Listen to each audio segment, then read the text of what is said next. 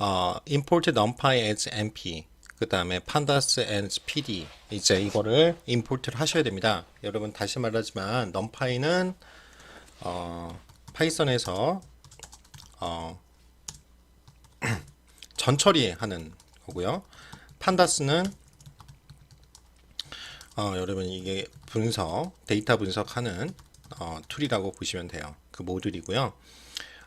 말씀한 것처럼 이 as np 이렇게 쓰셔야 여기 나 뒤에 보겠지만 matplotlib, pyplot, plt 이렇게 as plt 이렇게 쓰셔야지만 코드가 간결해집니다. 이거를 이제 별칭이라고 해서 줄여서 우리가 이름이 있으면 별명이 있는 것처럼 이렇게 np 줄여서 여러분들이 만드시는 거라고 생각하시면 돼요. 이렇게 부르겠다라는 뜻이고요. 그 다음에 공부 시간 X하고 Y의 리스트를 만드는데 우리 데이터가 즉 이게 이쪽이 공부 시간 2시간일 때 성적이 8, 4시간이면 93, 81, 6시간 공부하면 91.8, 97 이걸 하나씩 세트로 이제 만든 거죠. 각각을 리스트로.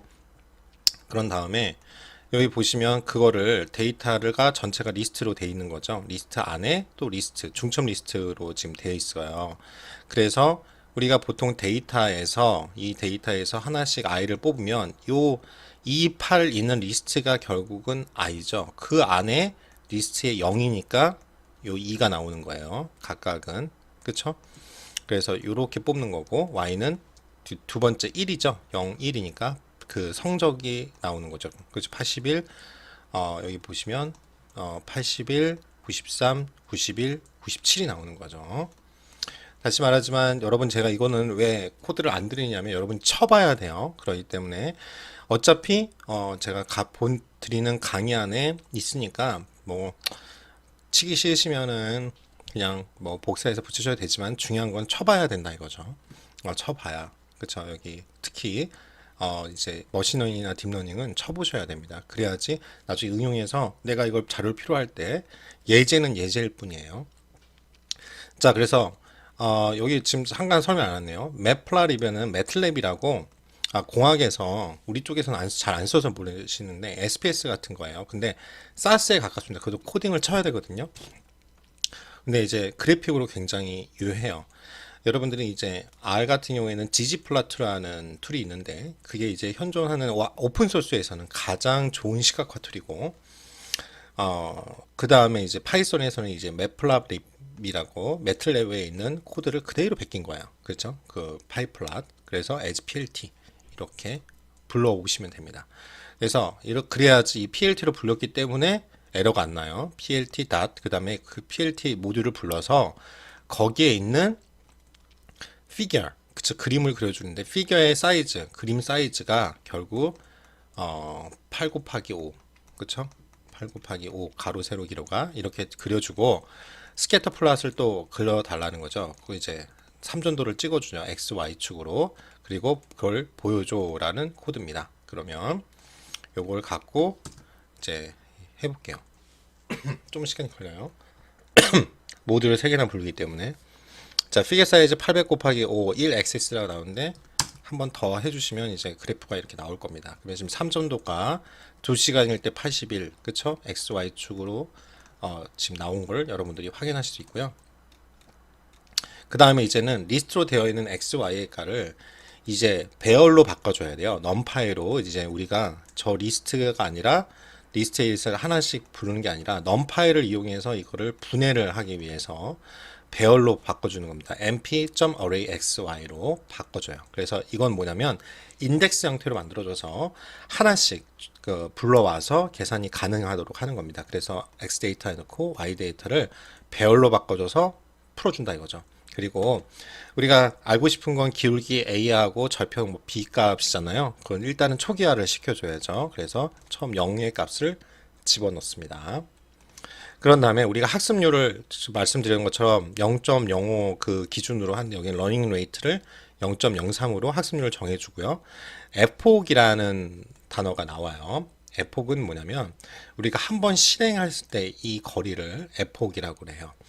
그러면 지금 여기는 에폭스라고 그래가지고 2001이라고 내면 이게 한 번 안 할 때도 에폭 0부터 시작하기 때문에 우리가 2001번이라고 적어 2000번을 반복해줘라는 뜻이라고 생각하시면 여러분 되겠습니다. 그쵸? 그래서 0부터 세기 때문에 원하는 반복 횟수에다 플러스 1을 한 2001이라고 여러분들이 fx를 설정해 주시면 됩니다. 그쵸? 결국 기계학습인 거죠. 딥러닝은 기계학습의 일종으로서 결국 학습한다는 건 반복, 그쵸?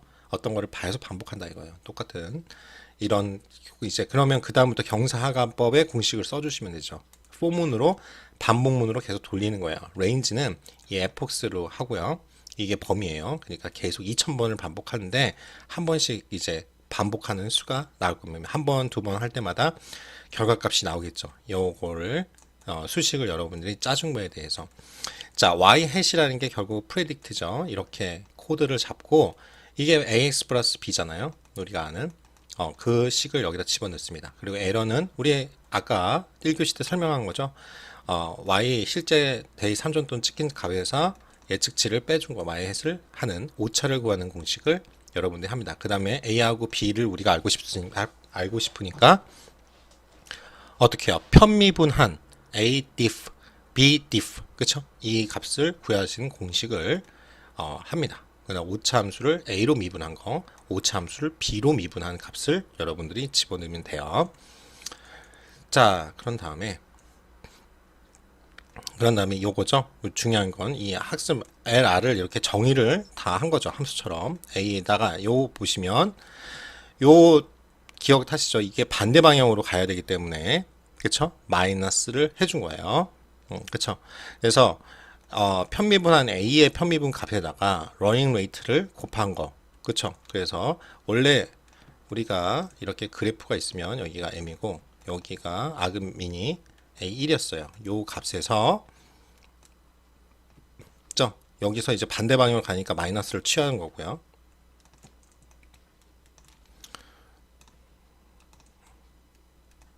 그렇죠? 그런 다음에 우리가 러닝 레이트만큼 즉 우리가 한 만큼 이렇게 가야 되잖아요. 얼마큼 갈 거냐? 0.03만큼 가고 편미분한 이 각각을 편미분한 A에 대해서 만큼 간 거를 업데이트를 시켜줘야 되죠. B도 동일한 가정이죠. 그렇게 해서 이제 러닝 레이트로 그 비율을 정하고 그 다음에 if절이 여기 있어야 됩니다. 여기에 있으면 에러 나요. if는 자 이거 우리 저한테 방학 때 파이썬 특강 들으신 분들은 여기까지는 했던 것 같아요. if문 하면서 조건문 반복문까지 하고 끝났던 것 같은데 끝내지를 다 못했죠. 그래서 이제 8주차 하고 15주차 하고 이제 아마 다음 주에나 가능할 것 같아요. 시간상 지금 계속 압박을 받고 있어가지고 그쵸? 제가 금요일날 수업인데 그쵸? 계속 12주차까지 이제 찍힌 거를 이제 캡처 화면을 자꾸 수학과에서도 이제 보여달라고 하니까 그 지금 좀 빨리빨리 진도부터 빼고 그런 거는 이제 좀 늦게라도 올리고 기간은 이제 기말고사 때까지 이렇게 할 거예요. 그래서 이게 뭐예요? 퍼센티지가 이렇게 몫을 나눠야 되는데 그쵸? 목에 어떤 게요? 0이 떨어진 즉 나머지가 딱 0으로 떨어지는 거죠. 그러니까 100의 배수냐 이런 뜻이에요. 100번 그쵸 이거는 즉 여러분들이 그때 짝수 홀수 가는 거 하셨을 거예요. 즉 100의 배수로 떨어지는 거죠. 왜냐면 0으로 딱 떨어진다는 거는 그쵸. 그러니까 내가 100번 반복할 때마다 우리가 이제 설정해 주는 거야. 만약 이것을 100번 반복해요. 그쵸? 이 반복 횟수를 f폭을 100번 반복하다 0으로 떨어진다는 건 미분한 값이 0을 찾는 거잖아요. 최소값이 0인 것을. 그것이 된다면 그때만 프린트 해준다는 거예요. 계속 다 하는 건 너무 많은 결과값이 나오잖아요. 1000번부터 2000번까지니까. 1, 2, 3, 4 이렇게 하는 게 아니라 100번, 100단위로 100번이 될 때마다 현재 A하고 B를 출력해줘라는 뜻이고요. 프린트는 이제 이렇게 퍼센트 이 정규식을 보면은 설명이 나오는데요. 이게 F는 float라고 그래서 실수고요. 0.04 그러면은 소수점 4자리까지 찍어달라는 거죠. 그래서 IAB를 하시면 되겠습니다. 그래서 이거를 돌려볼게요. 그러면 지금 이렇게 결과값이 바로 나오죠. 굉장히 빠르죠. 자 그러면은 0부터 시작해서 처음엔 초기값 설정해 줬잖아요. 그때는 기울기가 27.84000 4자리까지 여기 나오라고 했으니까 그다음에 5.4300이에요. 그래서 100단위로 쭉 해서 어느 순간부터 여기 보세요. 요 잘 해석을 잘 하셔야 되는데, 자, 봐봐요. 2.3 1300번부터 뒤에 보시면은 이 f폭을 반복 획수가 늘어나도 기울기가 2.3으로 수렴된 걸 보시죠. 그 절편은 79로 수렴이 된 걸 알 수 있습니다. 그러니까 a 값은 2.3으로, 그러니까 미분이 0인, 그쵸? 최소값을 구했죠. b는 절편은 79예요. 그러면은 우리가 y는 ax 플러스 b니까 2.3 b 79, 그쵸? 이제 이런 값을 구한 겁니다. 이제 회계식을 구한 거예요.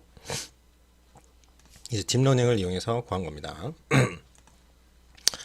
자, 그러면 결국은 y의 프레딕트라는 거는 a의 x 플러스 b 데이터의 이거고, 이제 그래프 그리는 거예요. plt를 함수를 써서 매플라립을 갖고 와서 스캐터, 즉 3전도 xy를 그려주고, 그러니까 그림에서 지금 하나씩 하는 거예요.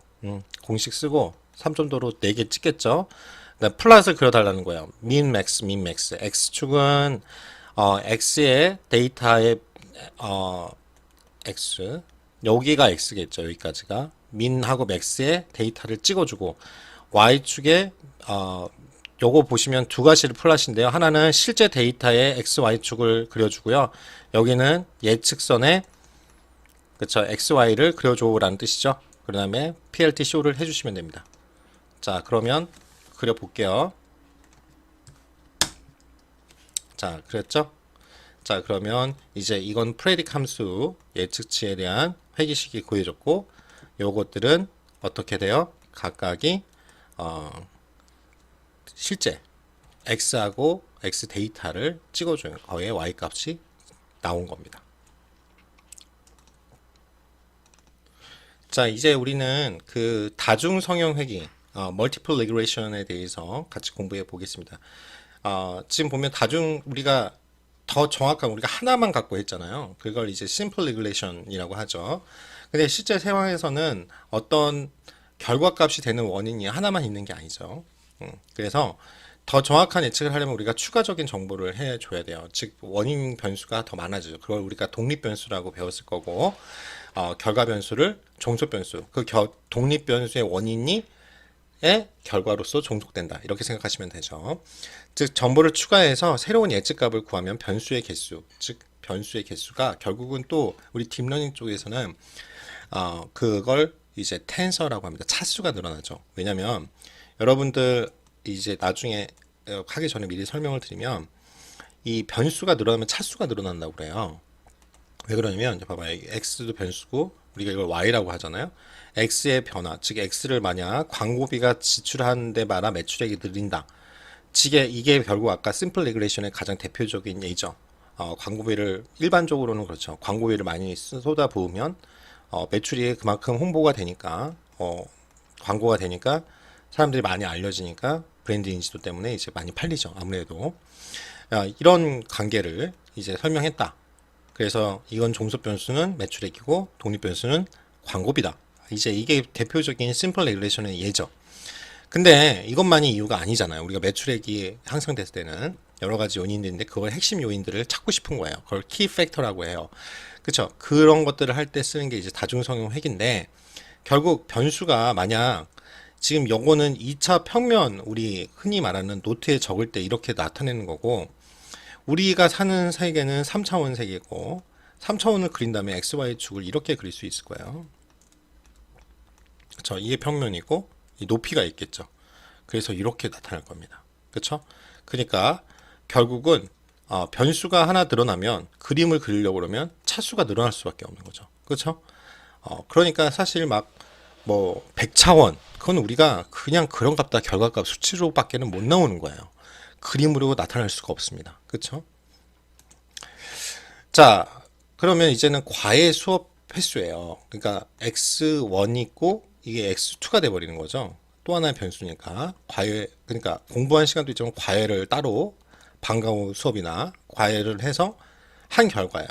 0, 4, 2, 3을 변수를 추가해서 다중성형 개수를 하겠습니다. 이것만 이유가 아닌 것 같으니까. 그래서 이제는 독립 변수가, 우리가 말하는 원인 변수가 두 개가 생긴 거죠. 그래서 이걸 나타내면 회계식이 ax 플러스 ax2 b 이렇게 나와요. 미리 말하지만 이제 우리가 일반적으로 이걸 회귀 개수라고 하죠. 이 y절편은 이제 컨스턴트 상수라고 하고요. 자, 고정된 값이 있고 이제 이게 변하는 회귀 개수인데 이 딥러닝도 나중에 설명을 드리겠지만 정확하게 회귀식에 따라가는 겁니다. 왜냐면 보면 어떤 한 점으로 뭐 좀 복잡하지만 이렇게 돼 있어요. 그래서 막 이런 식으로 가거든요. 그렇죠? 막 이게 딥러닝이잖아요. 이렇게 돼요. 그러면 이것도 보면은 이게 원인이 돼서 이게 A, B, C라고 그러면 이게 D, E, F는 A, B, C라고 할게요. 하나 더 있네. 에이, 지워. 그렇죠? C라고 하면 요 A가 여기 영향 미치고 요거를 할 때 요거가 x1이다, x2다, x3다 이런 식으로 하면 여기가 weight라는 걸 씁니다. weight. 그렇죠? 우리가 가중치요. 가중치가 붙어가지고 여기 가요. 그래서 이게 공식이 똑같이 이렇게 나와요. 그렇죠? 이런 식으로 갑니다. 똑같이 또 엡실론 그렇죠? 이렇게 나와요. 그러니까 회귀식이 복잡하게 한 개가 아니라 그리고 단일이 아니라 여러 개로 갈 수 있다. 그 차이가 있다는 거예요. 그러니까 보통 우리가 그 다중회귀 보면 이렇게 하나로 집결돼서 수렴되는 모델을 쓰는데 그게 아니라 독립변수도 여러 개고 종속변수도 여러 개에서 얘가 하나, 둘, 셋 다 갈 수 있는 이게 이렇게 또 다 안 갈 수도 있어요. 그래서 이렇게 다 가면 다 연결돼 있다 그래가지고 전문적인 용어로 다 연결이 돼 있으면 fully connected 라는 전체가 다 연결돼 있다, fully connected 돼 있다고 하거든요. 그래서 요런 식이 나옵니다. 그쵸? 우리가 기울기가 두 개를 구해야죠. 이제는 A1과 A2를 구해야 돼요. 그쵸? 그러니까 조금 더 복잡해지겠죠. 자, 그래서 코딩으로 보시면 데이터는 동일해요. 근데 우리가 이제 x가 두 개 있는 거죠. 그쵸? 그리고 이제 여기 값만 바뀌는 거예요. 0, 1, 2잖아요. 그쵸? 그러니까 y가 i의 두 번째예요. 이제 이건 이해하셨겠죠? 자, 그리고 뒤에 보시면 데이터가 어떻게 보이는지를 봐야 되는데 x, y 두 개 축이 아니라 이제는 세 개 축이 필요해요. 이런 식이 필요하다고요. x, y, z. 제가 왜 차수라고 그러면 텐서라는 게 텐서플로우라고 구글에서 차수의 흐름이라는 뜻이죠. 그냥 한국말은 이 텐서가 차수예요. 근데 차수가 그걸 변수예요. 그렇죠? 변수가 10,000개. 그러면 뭐 10,000개까지 아니면 100개, 1000개. 그러면 이제 그림으로 못 나타난다는 거죠. 그렇죠? 그걸 이제 나타내기 위해서 이제 보는 게 이제 딥러닝 기법인 거죠. 이제 구글에서 딥러닝을 할 수 있는 게 텐서플로우예요. 그래서 우리 수업 때도 텐서플로우를 실습을 할 겁니다. 그래서 거기까지 갈지는 모르겠지만 일단은 케라스라는 모듈을 가져와서 실습을 할 거예요.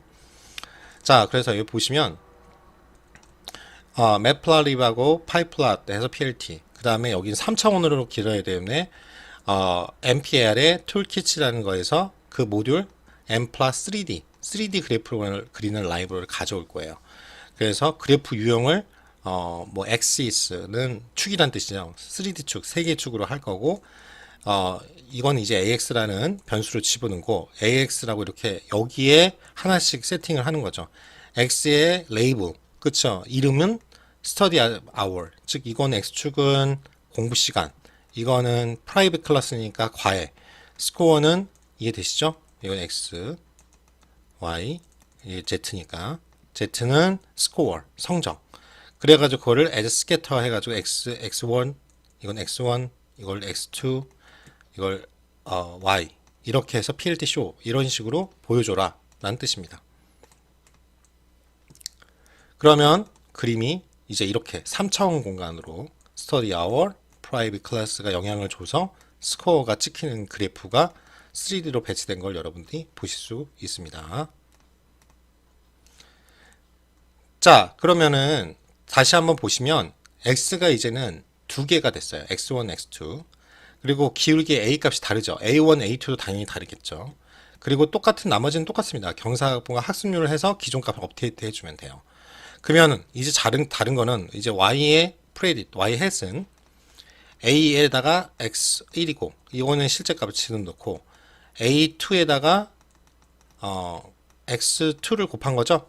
우리가 원하는 건 a1하고 a2 그 다음에 b 절편값을 구해야죠. 요거죠. x1 데이터 2의 x2 데이터를 집어넣으면 됩니다. 에러는 동일하게 y 데이터에서 y 프레딧을 빼면 되죠. 그렇죠? 그 다음에 편미분을 합니다. 그렇죠? 이거 달라진 게 x1하고 x2만 달라지는 거예요. 그렇죠? 이건 a1으로 미분해야고 a2로 미분해야 되니까. 그렇죠? 공식은 동일합니다. 그리고 b는 뭐로 바뀌어요? len 함수 x1에서 그렇죠? b로 미분한 거. 그렇죠? 이건 똑같죠. 자, 그런 다음에 학습률을 곱해가지고 우리가 나타내야 되는데 LR에다가 A1의 디퍼런스, 그 다음 A2의 디퍼런셜, 그 다음에 B의 디퍼런셜. 그쵸? 그쵸? 이렇게 나타내주면 되겠습니다. 그래서 이제 실습을 해볼게요.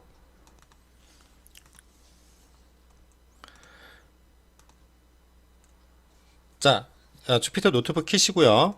그 다음에 우리가 numpy as numpy, pd, plot, 그 다음에 npl toolkits의 import matplot3d라는 걸 여러분들 하시라고 그랬어요.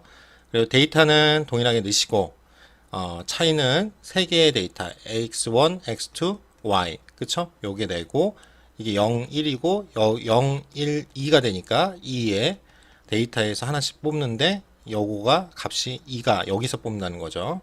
x1, x2, y 값을 여러분들이 이렇게 설정을 해 주셔야 됩니다. 다음 그래프로 이제 확인해 보면 이게 이제 이런 코드를 적어야죠. AX는 PLT XS의 프로젝션 3D고 이제 여러분들이 이런 캐릭터는 다 이제 콤마를 찍어야죠. 스코어 즉 공부 시간, 과외 시간 거기에 따른 뭘 해요? Z 레벨은 레이블은 어떻게 돼요? 스코어 성적이죠. 성취 점수. 그리고 자, 처음에 AX의 디스턴스를 여러분들이 설정해 주는 겁니다. 이거는 이제 11로 설정을 해준 것 뿐이에요. 그 다음에 스캐터는 X1, X2, Y 그 다음에 PLT show를 할게요. 그렇죠? 그래서 보시면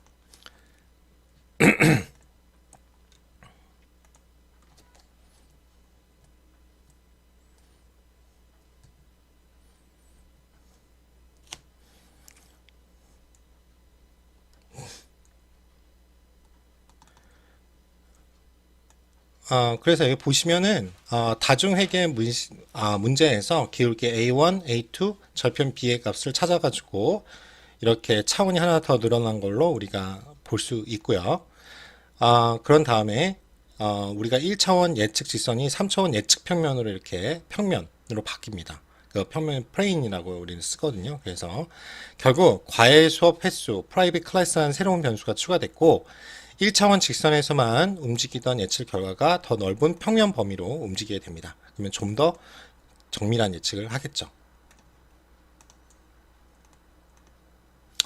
자, 일단은 시간이 좀 됐네요. 그래서 일단은 로지스틱 회귀 다음 시간에는 바로 3교시죠. 로지스틱 회귀의 정의 그리고 우리 수학 공식을 배웠던 시그모이드 함수 그 다음에 이제 여기에 대한 오차 공식과 로그 함수 이제 시그모이드 함수가 우리가 대충 공부했지만 0하고 1 사이잖아요. 결국 판별 함수 거죠. 로지스틱 회귀는 다시 미리 말씀드리지만 결과값을 우리가 알아요. 원인과 결과를 가고 원인을 파악하는 회귀 분석의 하나예요. 그렇지만 뭐냐면 회귀 분석은 둘 다 연속형 함수 변수인 변에 이건 범주형으로 1, 0 맞니? 아니 차원 거짓을 구분하는 그런 범주형으로 떨어지는 회귀 분석이 바로 로지스틱 회귀고 보통 이게 여러분들이 데이터 마이닝 수업을 들었으면 머신러닝의 첫 번째 가장 먼저 나오는 그 모델 분석 모델 중에 하나입니다. 그 다음에 우리가 로그 함수 배우고 앞으로 코딩으로 로지스틱 회귀를 한번 해보고 이 로지스틱 회귀 이제 결국 시그모이드 함수가 판별 함수가 간 게 결국 퍼셉트론이라고 하는데 여기서가 딥러닝이 시작하는 건다고 보시면 됩니다. 네, 두 번째 주제인데요. 회귀 분석에서 그 다음 나가서 이제 로지스틱 회귀 분석을 하겠습니다. 이거에 대해서는 잠깐 설명했으니까 이제 그냥 교재대로 나가 볼게요. 일단 우리가 어떤 정보를 얻었어요. 그래서 참과 거짓, 우리 컴퓨터에서는 1, 0 이렇게 판단하는, 즉 범주형 데이터가 되겠죠. 종속 변수가. 그래서 다음 단계로 넘기는 장치를 딥러닝에서는 우리는 참 하고, 이게 이제 이미지 분류 같이, 그쵸? 어떤 사람이면 사람인지 정확하게 분류를 할 줄 아냐, 그쵸? 아니면은 개면 개다, 이렇게 잘 분류를 할지 아는지, 이게 1이고 2면 1, 2로 잘 떨어지는지, 그렇게 돼야 중요하겠죠. 왜 이런 요즘에 이미지 딥러닝이나 이런 게 중요하냐면 자율주행 자동차가 이제 나오고 있잖아요. 그러면 자율주행 자동차 이렇게 하게 되면 사람인지를 알면 멈춰야 될 거 아니에요. 그렇죠? 어떤 게. 그러니까 구분을 할 줄 알아야겠죠. 우리가 차에다 맡겨놓고 운전자가 주무시는데 갑자기 우리 지금 민식이법도 유명하지만 아이가 갑자기 여기서 튀어나와요. 사람인지 알고 해야 되는데 이거 그냥 나뭇잎이네 하고 그냥 지나가 버리면 이 자율주행차 하는 데는 끝나는, 회사는 망하는 거죠 그냥. 그래서 이미지 분류나 이거를 잘 분류하는 게 지금 요즘에 가장 핫하고 거의 뭐 근접해 가고 있죠. 그래서 그런 말도 하고 있습니다. 이제 뭐 중소기업 업체나 이제 많은 사람들이 이미지 쪽으로 이제 요즘에 핫하니까 많이 했는데 지금 시작하면 망한다. 왜냐면 실리콘밸리에서는 10년 전부터 이미 이런 것들에 관계돼 있어서 이미지 엄청 연구를 했기 때문에, 특히 지금 이 감시 CCTV로 감시를 누가 하고 있어요? 중국에서 다른 사람도 아니고 13억 인구 가까이 되잖아요. 13억을 감시하고 있어요. 그러고 있는 그 CCTV로. 그래서 이 사람이 누군지, 범죄자인지 이미지를 다 분석해가지고 다 하고 있단 말이에요. 근데 이게 어, 공산국가니까 이게 가능하죠. 중앙에 공산당에서 다 통제를 하니까. 그래서 이미지 분야는 우리가 지금 1위가 중국이고 2위가 미국이에요. 그래서 이쪽은 공부는 해야 되지만 이걸로 사업하면은 비전이 없다고 보죠.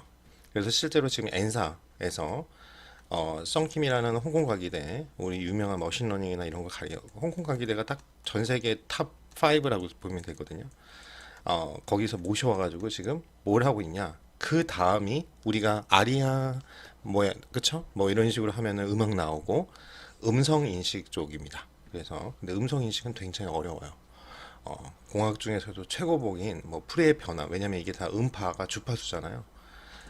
근데 이 주파수를 어떻게 하냐면은 1010으로 다 만들어줘야 돼요. 근데 파일이 커요. 글자하고 자연어 처리에 이게 두 가지가 다 들어가거든요. 자연어 처리까지 같이 들어가요. 우리가 글로 하는, 이제 글로 하는 거를, 이거를 이제 다 분류가 되면 요거를 자연어 처리 기법을 이용해서 이용합니다. 그러니까 일단 자연어 처리를 잘 되면, 또 음성이 잘 분류가 되면 자연어 처리까지 기능이 하게 되면 오거든요. 근데 지금 이게 자연어라는 게 NLP라고 해요. LP, Natural Language예요. 그렇죠? 프로세싱이라고 해서 요 NLP 부분을 지금 거의 이제 국내에서도 많이 하고, 이제 이게 이제 우리한테는 고객 댓글 분석, 그쵸? 가정으로 이제 이런 자료를 모으는 걸 텍스트 마이닝이라고 하고, 그 텍스트 마이닝을 NLP 과정을 자연어 처리를 통해서 이게 1010으로 행렬로 나오거든요. 행렬로 나오는 거를 디지털화해서 우리가 분석을 하는 거죠. 근데 여기에 들어갈 때 요 단어 다음에 나오는 단어를 우리가 맞춰야 되기 때문에 이런 것들을 다 뭐냐? 확률이에요. 즉 그래서 딥러닝은 90%가 수학이라고 하는 거예요. 그렇죠? 왜냐면 이게 조건부 확률이거든요. 이게 나왔을 때 다음에 나올 글자, 이해되시죠? 이렇게 하는 게 해요. 그래서 우리 쪽에서는 공부를 저도 그렇지만 지금 NLP 쪽으로 하고 있습니다. 그래서 음성 쪽으로 이미지 공부도 조금 하고 있는데요. 지금 저는 이제 이쪽 고객 댓글이랑 그 다음에 이쪽 부분, 그쵸? 음성으로 넘어가는 부분, 즉 손님이 뭘 해달라고 부탁하면 예를 들어서 프론트에서 제 연구가 그런 거거든요. 프론트에서 이제 자동화로 해가지고 손님 음성을 인식하고 이게 분류를 하는 거죠. 근데 한국어가 제일 지금 현재 어려웠거든요. 그래서 또 왜냐면 음성을 많이 모아야 되거든요. 그래서 지금 구글하고 LG하고 이런 작업들을 하고 있죠. 결국은 이런 복잡한 것들은 우리가 이런 NLP나 이런 기법은 아시되 이런 복잡한 거는 어차피 이런 대기업이랑 구글에서 지금 하고 있는 거면 여기서 API를 가지고 와서 잘 정제된 API를 가지고 와서 우리가 어떤 내용들을 하면 된다 이렇게 생각하시면 되고요. 그래서 일단 다시 그러면 로지스틱 회계에서는 이런 분류 문제를 풀 때 기본으로 들어가고 여기에 이제 우리가 쓰이는 게 시그모이드 함수를 씁니다. 그러면 그거에 대해서 설명을 드릴게요. 그래서 이렇게 참과 거짓 중에 판단을 해서 다음 단계로 넘기는 장치예요. 그래서 딥러닝을 수행한다는 것은 이런 미니 판단 장치를 이용해서 복잡한 연생을 해낸 끝에 바로 이거죠. 우리는 최적의 옵티멀한 예측값, 그쵸? 프레딕션을 한다. 이렇게 보면 되겠습니다. 그래서 여기 보시면 참, 거짓을 구분하는 로지스틱 회계 원리에는 참 1, 거짓 0, 그쵸? 그런 판단 장치를 만들어주는 입력값의 특징, 우리가 인풋이 있으면 아웃풋이 반드시 있어야 되는데 그때 뽑아오는 거예요. 이게 중요한 요소를 그걸 feature extraction이라고 하죠. 특성을 추출한다. 그래서 이런 걸 저장해가지고 계속 이렇게 추출할 수 있는 분류기를 만드는 거죠. 그걸 모델링한다. 그렇게 말하고요. 이러한 것들을 다른 사람이 비슷한 걸 질문하면 똑같은 답을 내주는 거죠. 바로 이게 이제 우리가 똑같이 자주 반복되는 거를 안에 내부에 이런 분류기를 통해 가지고 우리가 예전에 많이 쓰는 게 뭐냐면 우리가 그 Q&A 같은 경우를 하잖아요. 많이 질문하고 그쵸? 그러면은 이거를 뭐라고 만들어요? 많이 frequent fact라고 하죠. answer 하는 of question. 그래서 fact를 만들어 놓은 거를 글자 안 보잖아요. 그러니까 요즘에 어떻게 하냐? 요거를 우리가 치면 나오게끔 하는 게 뭐예요? 바로 챗봇입니다. 그렇죠? 챗봇. 근데 챗봇이 결국은 이 음성이나 아니면 자연어 처리가 잘 되지 않으면 이 내부에서 이게 돼야 되는데 질문이 한두 개가 아니잖아요. 근데 그걸 잘 분류기 모델링을 해서 답변을 해줘야죠. 막 엉뚱하게 나오잖아요. 그래서 챗봇이 궁극적으로는 이런 안에 이런 인공지능 기능이 다 되면 이 챗봇 형태로 나오게 될 겁니다.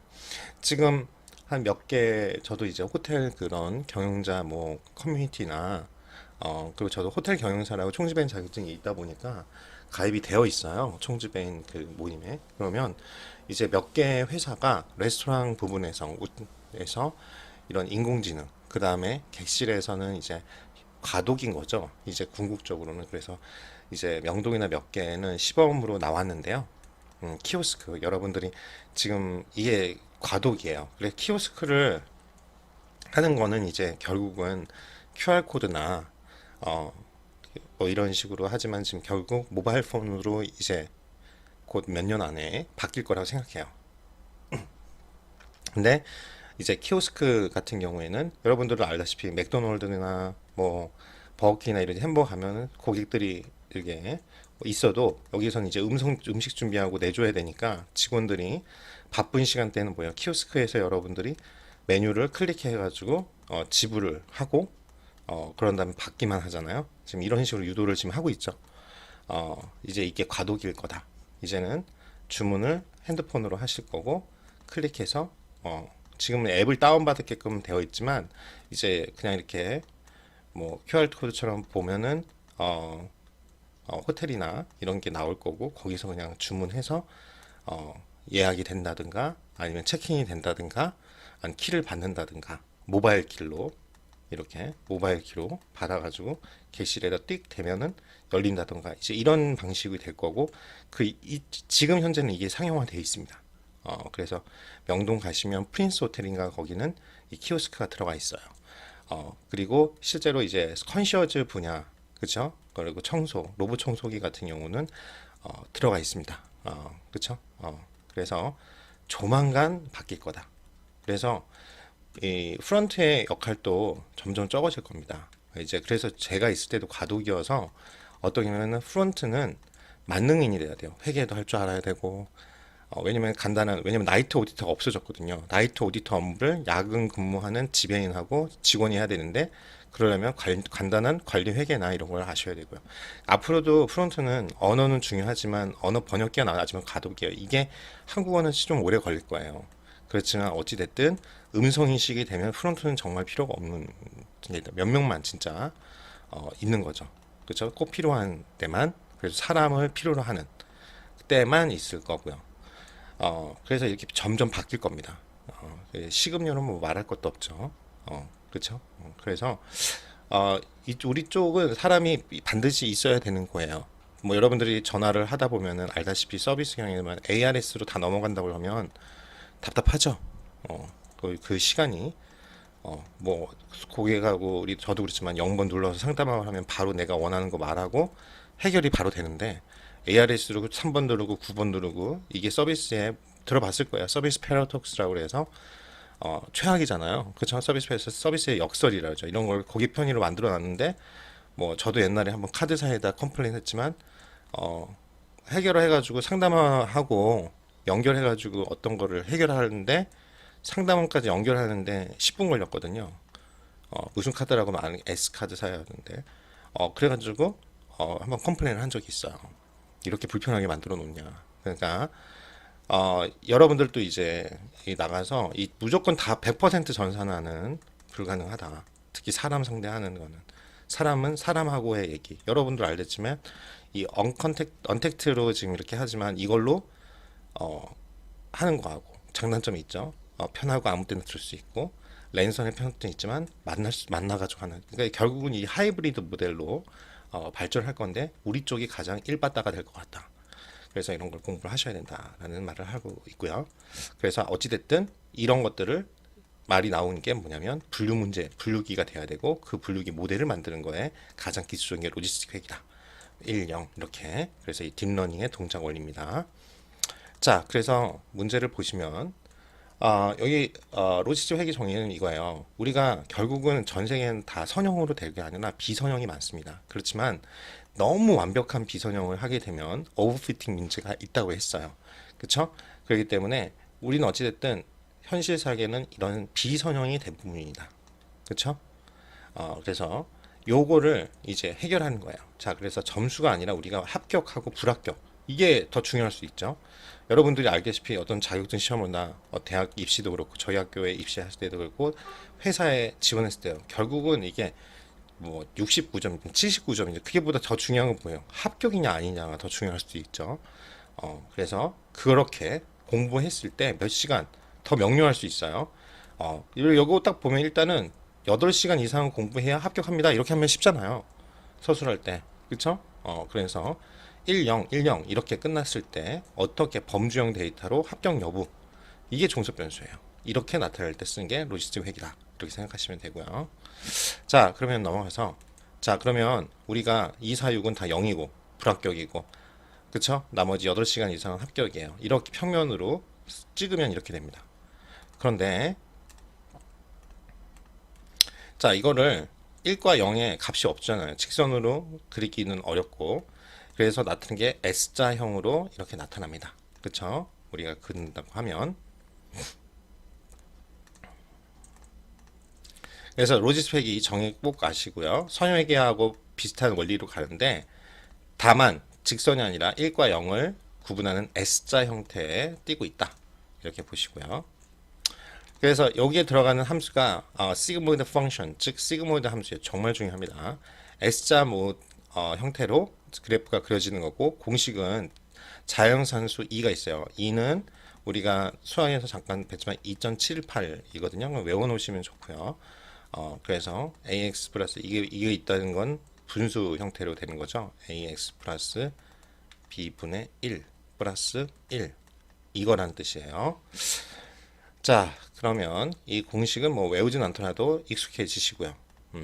그래서 여기 보시면 이게 좀 아셔야 되는데요. 이 원리를 뭐 계산하면 나오지만 우리 증명은 안 하겠습니다. 그래프의 경사도가 a인데, 자, a가 크면 어떻게 되면 이게 직선에 가깝게 이렇게 딱 버티컬하죠.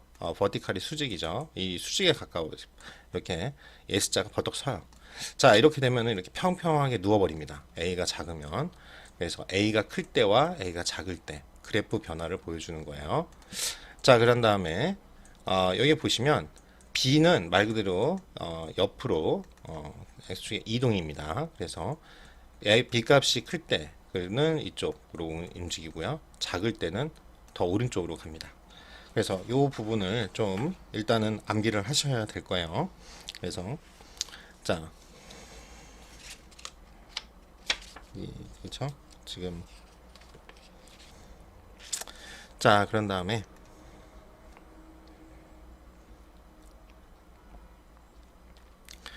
보겠습니다. 자, 시그모이드 함수를 보시면 그래서 요 a하고 그 잠깐만요. 이거 조금 이상한데 b 요게 b 값이 작을 때가 이게 조금 그래프가 잘못 나온 것 같아요. 제가 봤을 때 그렇죠. 이 b 값 요거거든요. 보면은 b 값이 여기 보시면 b 값이 이렇게 있잖아요. b 값이 작을 때가 이쪽이에요. b 값이 클 때가 이쪽으로 옮겨집니다. 그렇죠?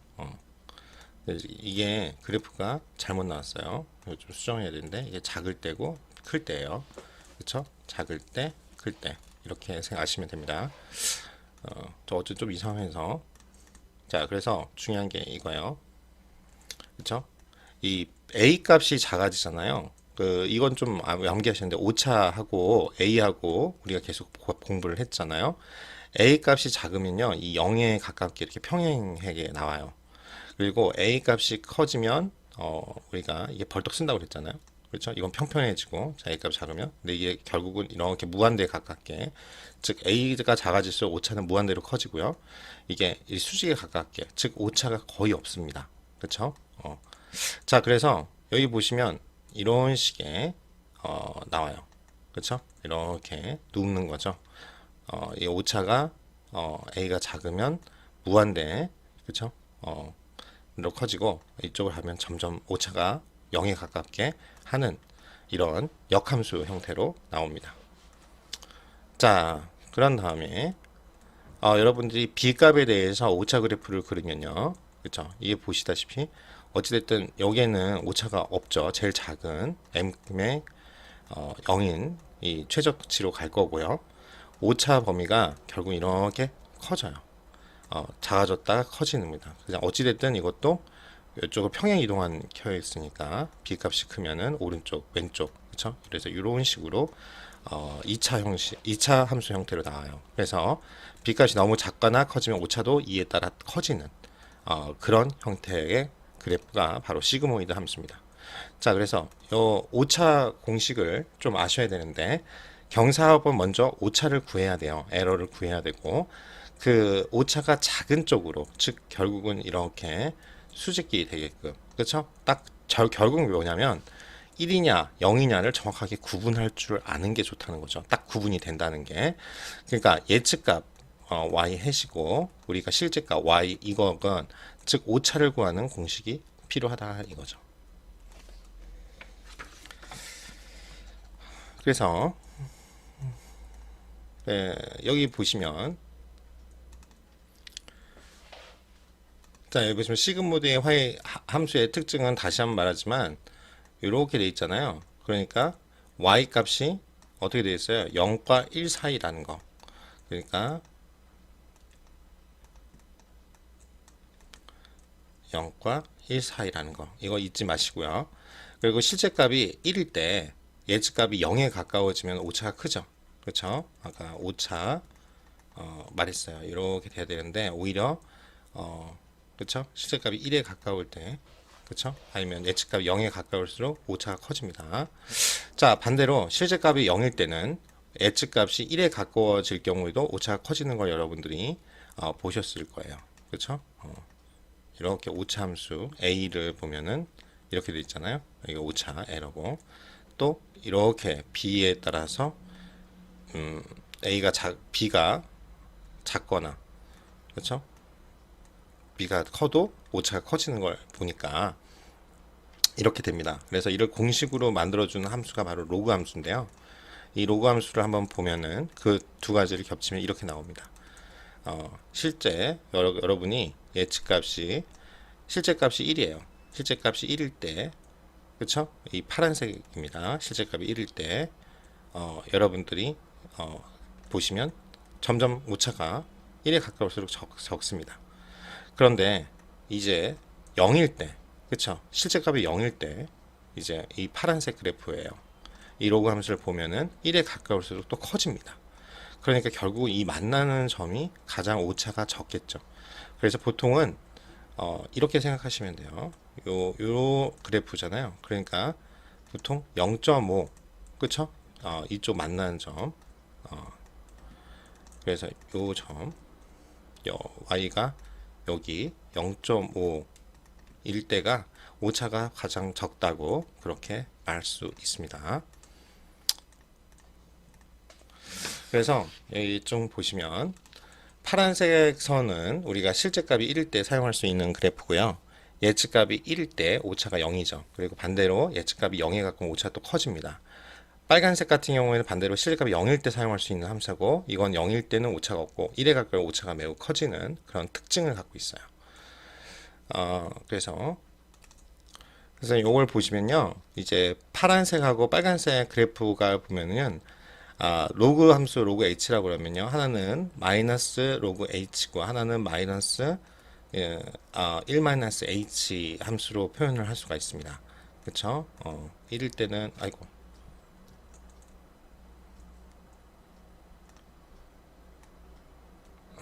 그쵸? 보시면 1일 때는 마이너스 로그 그쵸? 요렇게 그래프가 아까 1에 가까울수록 이렇게 파란색 정답 실제값이 1일 때 이렇게 나왔잖아요. 그쵸? 이게 파란 선이었어요. 아까. 그러면 이거는 마이너스 로그 h라고 쓸 수 있다고요. 그 다음에 우리가 0이 실제값이 0일 때 예측치를 보면은 오히려 이렇게 증가하는 그래프였죠. 1-h만큼 옮긴 거에서 마이너스 취한 값이라고 보시면 돼요. 원래 로그 함수는 이거니까. 그쵸? 이렇게 바뀌죠. 그래서 마이너스 로그 1-h다. 그자 이렇게 하면은 0일 때는 이 함수를 쓰면 자, 우리가 요거에 대해서 이렇게 데이터, y 데이터가 실제값이라고 할 때 이렇게 집어넣을 수 있죠. 그쵸? 그러면은 이 값이 1이면은 그쵸? 여기 1을 넣으면은 b 부분이 없어집니다. 그쵸? 여기 1이면 0이잖아요. 그래서 이게 없어져요. 그럼 a만 남죠. 반대로 0이라고 그러면 여기 없어지죠. a 부분이 없어집니다. 그래서 실제 값에 따라서 빨간색 그래프와 파란색 그래프를 각각 쓸 수가 있게 되는 거죠. 그래서 요 보시면 로지스틱 회귀를 위해서 위한다는 건 시그모이드 함수를 이용한다는 거고 0과 1 사이에서 값을 갖는 특성 때문에 로그 함수를 함께 써야 된다. 그렇죠? 그래서 이건 경사 학원법을 해서 a, b와 a, b의 최저값을 갖는 과정을 우리가 해볼 수 있는데 아까쯤에 이 0, 0, 0 이거 0은 뭐예요? 불합격이죠. 여기서부터는 1 합격이었어요. 그러면 똑같이 함수는 공부한 시간에 따른 합격 여부 이렇게 여러분들이 표시를 할 수 있죠. 거기서 이건 0, 1, 0, 1, 0, 1 이렇게 되는 거예요. 자, 그런 다음에 여기 보시면 import matplotlib 파일 플롯 해가지고 plt라고 정하고 x 데이터, y 데이터, 그 다음에 x의 그 전체 크기의 리밋을 정하는 거예요. 그거는 0에서 15까지 하고 y는 우리가 당연히 마이너스 표시가 나오죠. 마이너스 1과 마이너스 0.1에서부터 1.1까지 이렇게 구간을 그림을 그린다는 뜻이고요. 그러면 이제 이런 식으로 삼중도가 나타날 거예요. 그래서 우리가 그 기울기 A하고 B를 초기화한 다음에 학습률 정하는 거 우리 회귀 분석할 때 해봤으니까 잘 아실 거예요. 초기화하고 학습률은 우리가 임의적으로 할 때인데 보통 0.05를 많이 한다. 이렇게 했죠. 그래서 시그모니 함수를 정의를 하셔야죠. 함수가 이건데 이 함수를 불러와 이렇게 하셔야죠. 시그모이라는 함수를 정의하고 리턴 값은 우리 공식 그쵸? 1 플러스 NP를 하셔야 돼요. 넘파이에 그쵸? 예, 그쵸? 1 플러스 원래 공식이 뭐예요? 2에 이렇게 되죠. 마이너스 제곱항 그쵸? 그렇게 지금 해주셔야 됩니다. 이렇게 시그모이드 형식으로 그대로 파이썬으로 이렇게 옮기시면 됩니다. 자, 그런 다음에 우리가 이제 경사건법을 시행하는데요. 이때도 똑같이 A하고 B를 알고 싶으니까 편비분한 값 ADIF와 BDIF를 학습률 LR 곱하는 건 똑같죠? 이건 설명회계랑 같습니다. 다만 오차를 구하는 함수가 다르니까 여기에도 약간의 변화가 생기는데 이걸 갖고 어떻게 하면은 이 공식 y에다가 y 로그 h를 곱해준 거 그걸 더하고 1-y 로그 1-y 그쵸? 그리고 마이너스 취하고 하면 됩니다. 그래서 이렇게 표시가 된다는 거 아시면 될 것 같고요. 그래서 코딩을 하면 될 것 같은데요. 코딩을 하시면 될 것 같습니다. 그래서 요 코딩 하는 거는 잠깐만요. 여기까지는 진도를 나가야 되네요. 잠시만. 이 식을 편미분한의 파이스 코드로 옮기면 이제 여기는 설명을 좀 드리고 다음 시간에 직접 주피터 노트북으로 1교시에 시작해 볼게요. 이젠 이건 익숙하시죠? 2000번 0부터 이제 갈 거예요. 그래서 레인지는 2001까지 그럼 2000까지 간다는 거죠. 거기에서 i를 하나씩 뺄 겁니다. 그리고 그 안에 또 중복 포문이 들어가요. x 데이터, y 데이터를 뽑을 거예요. 데이터 중에서 하나씩 뽑을 거예요. 즉 여기에서는 a에 관한 편미분을 해야 되니까 a diff인데 시그모이드를 써야 되죠. 그 시그모이드 데피니션 한 거를 갖고 오셔서 요거를 부르고 a에다가 x 곱해서 플러스 b 했잖아요. 그걸 부르고 y 데이터를 빼주는 거죠. 그게 편미분이고 b에 대한 편미분도 똑같이 요거에 들어갈 시그모이드 함수가 들어가는 거에 차이가 있는 거예요. 그리고 a를 업데이트하기 위해서는 a diff에다가 lr 곱해가지고 a에서 빼준 거를 여기다가 a를 업데이트하죠. b도 마찬가지로 b diff에다 lr 곱해서 b에서 빼준 거를 b를 업데이트 해주시면 됩니다. 이 친밀도 계산 알고리즘은요, 여러분이 꼭 과제를 하시면서 좋은 거는 제가 말씀드렸듯이 향후 여러분들이 어떤 회원 관리나 할 때 이 코드를 이용해서 변형해서 여러분 튜닝한다고 하죠. 그래서 꼭 이용을 하실 수 있을 겁니다. 제가 이거로 컨설팅 가서도 이용을 하는 코드거든요. 그러니까 그렇게 꼭 생각하시고 설명을 좀 드릴게요. 이게 유사성 불성하고 같거든요. 그래서 이제 우리는 이 친밀도 촌수 계산 능력까지 이제 집어넣는다 이거예요. 그냥 전체 친구 찾기 해서 쫙 그 사람하고 연관된 사람이 뭐냐 이제 분석을 했으면 이제 친밀도 유사성 분석을 하겠다 이거죠. 자, 그래서 예를 들어서 여기도 나왔지만 A가 있고요. B라는 사람이 있고 C라는 사람이 있었잖아요.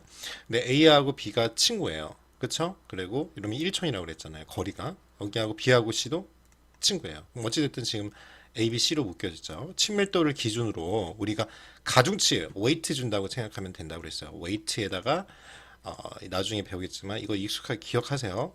왜냐면 이 나중에 설명을 하려고 하다가 잠깐 지금 먼저 설명하면 이게 우리가 그 그래프 설명하면서 저희가 행렬로 이렇게 나타낼 수 있고 리스트로 나타낼 수 있다고 하고 우리 거는 이제 리스트로 나타낸 코드로 보여주고 있어요.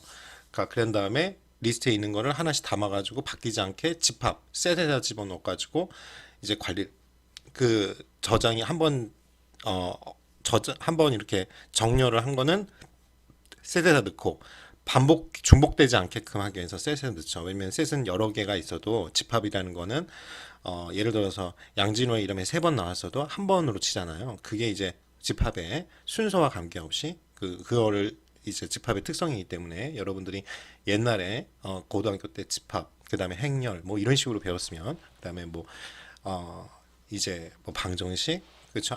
알제브라고 하죠. 아니면 그다음에 함수, 펑션 이런 식으로 공부를 했었으면 아마 공부했을 때 기억났을 거예요. 그때 왜 이렇게 나타내냐면 우리가 일단 뭐 R이나 그렇고 파이썬도 그렇고 보통 이렇게 일렬로 열을 기준으로 나와요. 그게 왜 그러면 내가 어떠한 특성이 있는 거, 나이나 그쵸? 어떤 저를 나타낼 때 아니면 여러분 학번이나 이런 것들이 그 특성 기준으로 이게 열이잖아요. 열의 기준으로 이런 식으로 이제 보통은 출력이 되게끔 되어 있어요. 열을 기준으로.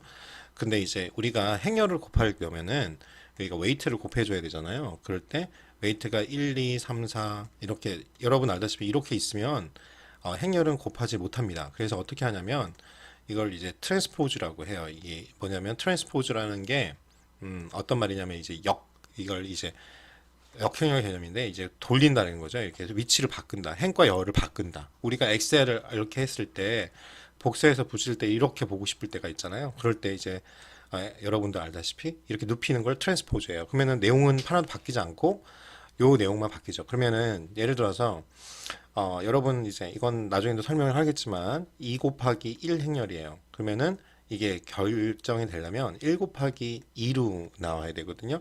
그러면 이렇게 지워지고 무슨 행렬로 나오냐면 2 곱하기 2 행렬로 나와요. 그쵸? 요거 앞에 지워지고 요거가 뒤에 거랑 그쵸? 요거랑 같아야죠. 그래서 여러분들이 기억나시는 거죠. 요거 곱해가지고 더하고 두 번째 거 곱해가지고 더하고 해가지고 요 첫째 자리가 나오고 이런 식이거든요.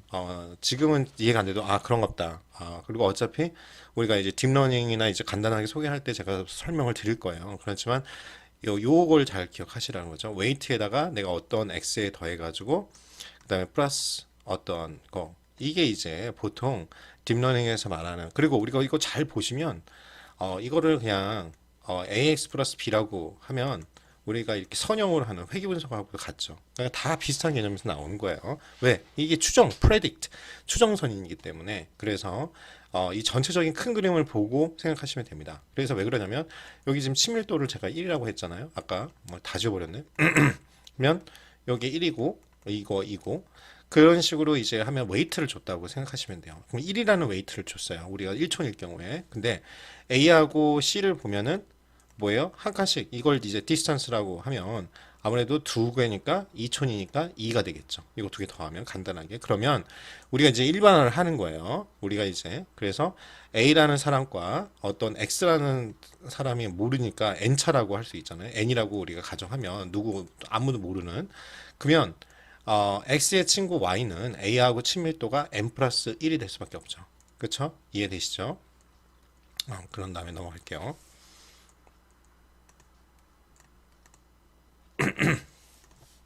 자, 그래서 7밀도 알고리즘 보면 지금 그림은 잘 나왔습니다. 이렇게 A하고 1, B하고 C 2. 요거 두 개, A하고 C는 2. 그러면은 이 친구하고 모르는 X하고는 N이라고 한다면 이 친구하고 또 Y라는 애가 나오면 친밀도는 N 플러스 1이 되겠죠. 그래서 이러한 성질을 우리가 이용해야겠다. 그래서 이걸 Q에다가 집어넣으면 Q의 특징이 뭐였죠? Q의 특징이 어떤 선입 선출법이죠. 먼저 들어오면 먼저 나간다. 그래서 친밀도를 1씩 증가시키면 되겠구나. 새로운 사람이 올 때마다 직접 옆에 붙어 있는 게 아니고 또 한 남 여기 친구가 또 왔어요. Z가. 그러면 여기다가 또 n 플러스 2라고 하면 되겠구나. 그렇죠? 그렇게 생각하시면 되겠습니다. 뭐 어렵지 않죠? 자, 그래서 우리가 모든 친구를 찾아서 친밀도를 계산하는 겁니다. 이제 모든 친구를 찾는 건 알았어요. 그러면은 여러분이 이 예제 소스를 보시면서 자, 친구 리스트가 있어요. 그 리스트 찾는 문제라는 걸 이제 알았고 우리가 행렬이 있고 리스트가 있는데 리스트가 이제 쉽죠. 자, 자신의 모든 친구를 찾고 그 친구의 친밀도를 계산하는 알고리즘입니다. 근데 입력은 처음에 그래프 G라고 하고요. 모든 친구를 찾을 자기 자신도 포함되어 있잖아요. 자기도 다른 사람의 친구니까 스타트라고 하고 출력은 모든 친구의 이름과 자신과의 친밀도 자, 나하고 비교하는 거예요. 나하고 이 사람 몇 총 관계. 그래서 definition 하고요. print all friends 하고요. 처음에 이제 그래프로 나타내는 친구 관계 그래프인데 start는 자기 자신부터 하겠다. 그리고 여기서부터 할게요. 그러면 Q는 처음에 기억 장소는 1이 있고 전체 기억 장소에서 이제 한 명씩 자 나와봐 너하고 친구 너 누구 영희 철수 뭐 이렇게 나오고 한 번 언급된 거는 여기 셋에다가 보관한다고 그랬죠. 그래 기억 장소 1은 앞으로 처리해야 될 사람 이름이랑 또 하나가 뭐 있어요. 친밀도. 자 이제는 뭐냐면 튜플로 놔야 돼요. 여러분들 한 파이썬 공부하셨으면 당연히 하셨겠죠. for 구문하고 while 구문까지 하신 걸로 알고 있으니까. 그러면 거기 어떤 내용이 나와요? 튜플이라는 말이 나와요. 튜플은 뭐예요? 예를 들어 10번 손흥민 그러면 이렇게 다 가로로 나타내죠. 이거는 뭐예요? 변경을 하려면 따로 이렇게 입력해가지고 변경은 할 수 있지만 일단 기본적으로는 이 자체를 여러분이 마음대로 바꿀 수가 없죠. 하나의 딱 고정된 값을 갖고 싶을 때 한마디로 우리가 수학적으로는 상수 같은 거를 표현하고 싶을 때 그거죠. 자, 그래서 뭐냐면은 이거랑 같이 해요. 그러면 우리가 저번 시간에 그래프 이론을 배운 것 중에 가중치를 할 때랑 똑같죠. 여러분들이 어떤 10번 손흥민이 있는데 걔는 2야. 그러면 이에 결국은 가중치가 친밀도가 되는 거죠. 여기서는요. 그쵸? 친밀도, 즉 사람 이름하고 친밀도를 여기다 집어넣으라 이거예요. 그러면 son, 뭐 2, 나랑 2촌이야. 이해되죠? 그렇게. 그리고 done, 우리가 어떤 끝난 거 다 해가지고 이제 저장한 이 조조 장소는 우리가 set으로 한다고 했어요. 기억 장소 두 번째는 이미 큐에 추가한 사람들을 집합에 기록해서 뭘 하기 위해서? 중복을 방지하기 위해서. 자, 그런 다음에 만약 요 처리해야 될 사람들을 했는데 하나씩 이제 다 끝났어요. 그러면 하나씩 반복해가지고 튜플로 묶어서 추가해야 되니까 이렇게 가로를 치는 거예요. 스타트는 나부터 하는데 나는 나하고는 0이었죠. 우리가 이거 행렬로 했던 거 기억하시면 각각 1번하고 1번 사람 친밀도 나 자신이니까 다 0. 그쵸? 자, 이걸 제가 보여준 이유가 뭐냐면 요렇게 행렬로 나중에 나타나요. 000, 000. 그쵸? 이런 거를 이제 뭐냐면은 나중에 인코딩이라고 하는 게 있습니다. 이제 딥러닝이나 이런 데 가시면 그런 것들을 할 때 필요해요. 그리고 이런 개념이 우리 통계에서도 나와요. 뭐예요? 예를 들어서 배웠는지 모르겠는데 더미 변수 혹시 배우셨어요? 그러면은 봄, 여름, 가을, 겨울 이렇게 나타냈을 때 각각을 범주형 데이터로 우리가 만들 때 자기 자신은 이제 뭐 그쵸? 예를 들어서 가장 대표적인 게 제가 했던 게 그래요. 더미 변수에 제일 쉬운 게 1형이잖아요. 예를 들어서 수영장 있냐? 그러면 1이면 있다, 0이면 없다. 이런 식으로 나타내고 싶은 거예요. 그럴 때 예를 들어서 여기 봄인 경우는 우리가 딱 지금 봄을 지정해 버리면 봄, 여름, 가을 이렇게 하면 그걸 0이라고 하면 1, 2, 3으로 세 가지로만 사계절을 이렇게 나타내면 되죠. 그러면 각각의 경우에는 어떻게 돼요? 여기에 1이고 1이라고 하면 1이 0이 봄이라고 그러면 1이 뭐 여름이고 2가 여기 좀 지울게요. 여기 헷갈릴 수 있으니까. 그러면 2가 여름이고 3이 여름, 가을, 겨울이에요. 자, 이런 식으로 나타내면 1과 1은 자기 자신이니까 0으로 나올 거고 0, 0 이런 식으로 나올 거란 말이에요. 그렇죠? 각각의 만약 예를 들어서 그 다음에 나오는 계절이 뭐냐 뭐 이런 식으로 1, 2, 3 이런 식으로 표현한다고 그러면 여러분들이 그거는 이제 범주형 데이터 할 때 더미 변수 할 때도 이렇게 쓰거든요. 그래서 그런 것도 관련이 있다 이렇게 생각하시면 되고요. 그래서 append 함수를 기억하시는지 모르겠지만 하나씩 더하는 거죠. 처음에는 튜플로 저장하니까 가로 안에 또 가로를 친 거죠. 이거는 이제 함수를 부르는 가로였고 이 앞은 튜플로 저장한다. 스타트는 자기 자신이겠고 여기 저기 썼으니까 그다음에 자기 자신은 0이겠죠. 친밀도는. 그래서 하나의 튜플로 묶어서 자기 친밀도는 0으로 저장하고 그다음에 또 뭐예요? 집합에도 추가를 해야죠. 스타트. 그렇죠? 요거를 add 한다. 그러면 자기 자신이 들어간 거죠. 스타트라고. 그다음에 하나씩 이제 들어가겠죠. 자, 좀 지저분하네요. 자, 다음 거 볼게요. 그래서 두 번째 이제 while로 무한 반복하는데 중지 조건이 이제 생겨야겠죠. while문을 돌린다는 건 중지 조건이 있어야 됩니다. 이렇게 여기까지 영향을 미친다고 해서 인덴트가 그리고 그 다음에 for문은 여기, if문은 여기까지 연결이 된다. 그렇죠? 그러면 뭐냐면 PD라고 내가 만든다. 튜플을 만들 거예요. Q라는 거에는 처리할 사람을 하는 거잖아요. 그러니까 이 뜻이 뭐냐? while은 처리해서 하면 남아있던 걸 계속 반복해줘라는 뜻이에요. 근데 P하고 D는 뭐냐면 people이겠죠. 그 약자고 D는 distance. 그 친밀도 가까운 1촌이면 1.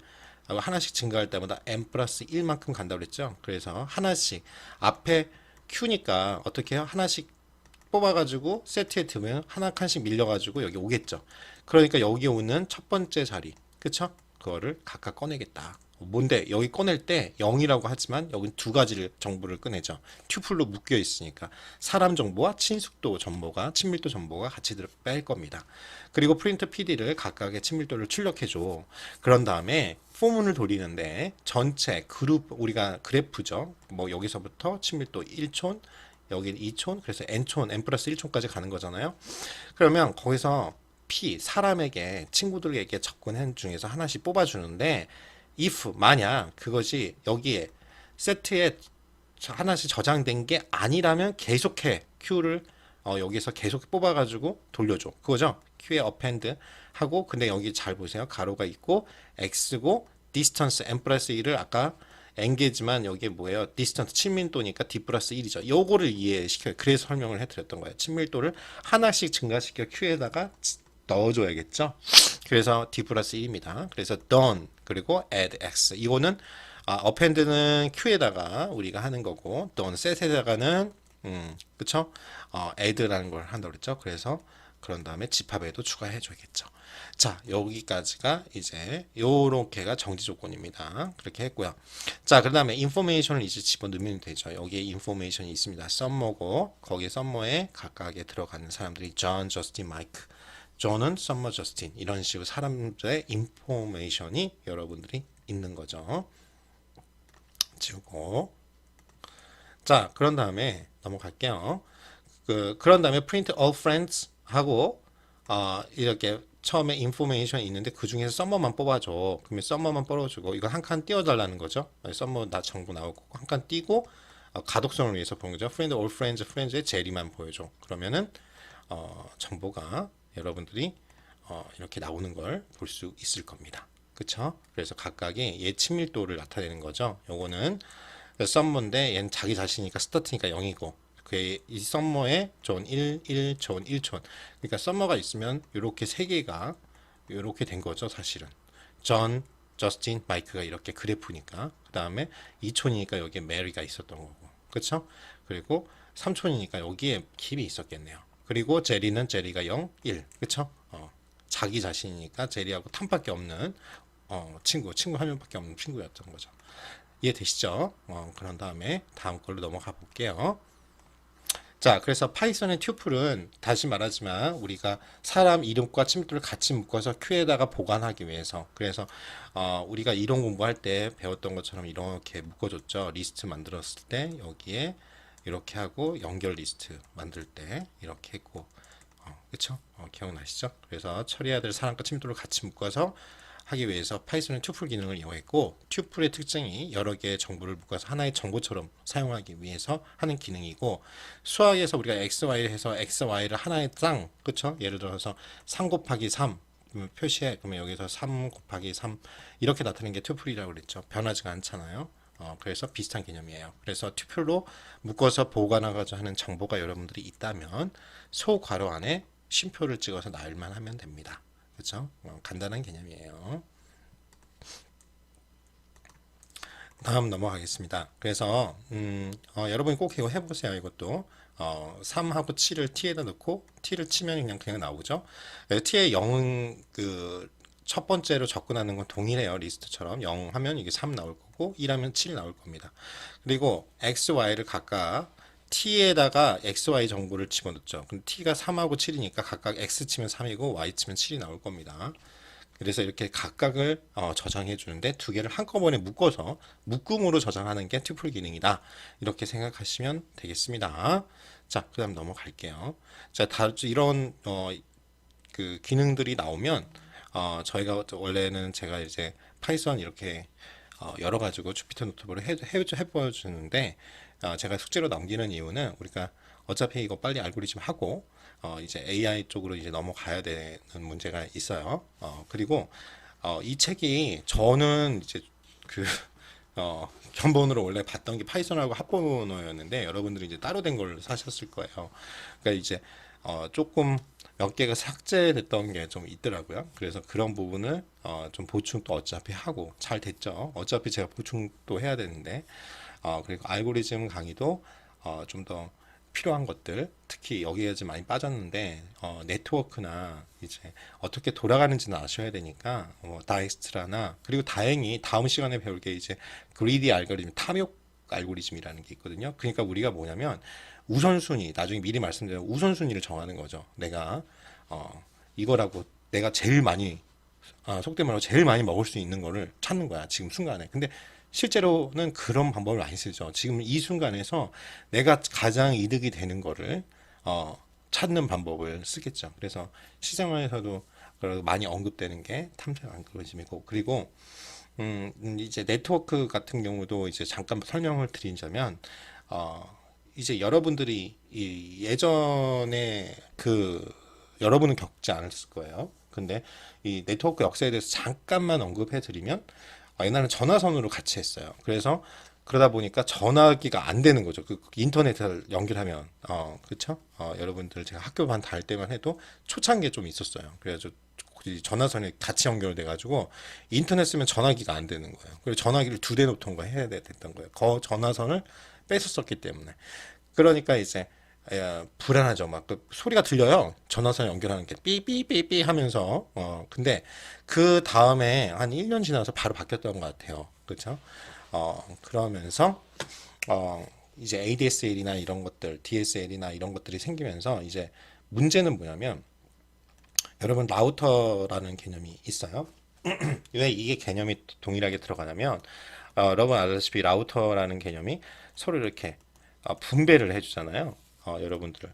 근데 이제 문제가 뭐냐면 이 만약 여기서 뭐 초고속 인터넷이라고 해가지고 뭐 예를 들어서 20 그냥 메가헤르츠라고 할게요. 20헤르츠면 나 27을 나와야 되는데 이게 뭐 사람들이 몰리면 만약 우리 가정에서 4개를 써, 4대의 컴퓨터가, 그러면 이제 5개로 줄어져 버리는 거예요. 동시에 뭐 아무리 20이 나와봤자 엄청 느린 거예요.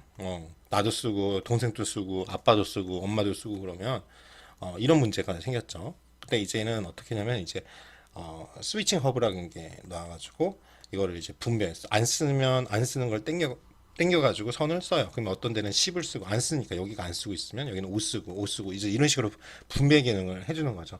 그러니까 여러분들이 이것도 뭐냐면 알고리즘이죠. 결국은 이런 식으로 분배를 하거나, 우리가 이제 현실 사회에서는 고속도로를 생각하면은 막히는 시간대가 있잖아요. 그런 걸 병목 현상이라고 해요. 공장에서도 항상 이제 우리가 OR 그런 거 이제 같은 걸 하게 되면 생산을 내가 이만큼 하려고 하는데 생산이 많이 안 되죠. 우리 마스크 같은 거 생각해 보세요. 그러면 그 중에 키가 되는, 우리 젊은이도 아마 들었을 거예요. 공장이 있는데도 마스크 생산이 안 돼. 왜 그래요? 알아봤더니 필터가 없어. 필터가 제일 중요한데. 사람 걸러줘야 되는데. 마스크 모형은 다 본용은 뜰 수 있는데 이게 필터가 없어. 그렇죠? 아니면 그 필터를 만들 수 있는 연료가 없어. 그런 데가 이제 병목 형성이죠. 그럼 이걸 어떻게 효율적으로 할 수 있느냐? 그런 것들을 연구하는 거죠. 그게 바로 알고리즘이고 우리가 이제 경영학적으로 해결 방법이라고 하는 거고, 그런 걸 계획하는 거를 이제 MBA나 경영대학에서는 액션 플랜을 짠다. 즉 우리가 어떤 거를 실제 실행 계획이라고 그러죠. 그게 제일 중요하다는 거죠. 그걸 항상 중요하게 생각해요. 근데 그렇게 가기 위해서는 하는 방법 중에 하나를 우리가 파이썬이라는 프로그램을 이제는 아니까 이걸 이용해서 좀 더 빨리 계산하고 기존의 코드들이 있다면 여러분이 튜닝을 해서 좀 더 밝게 해결하려고 노력을 하는 거죠. 그렇게 생각하시면 되겠습니다. 자, 그러면 볼게요.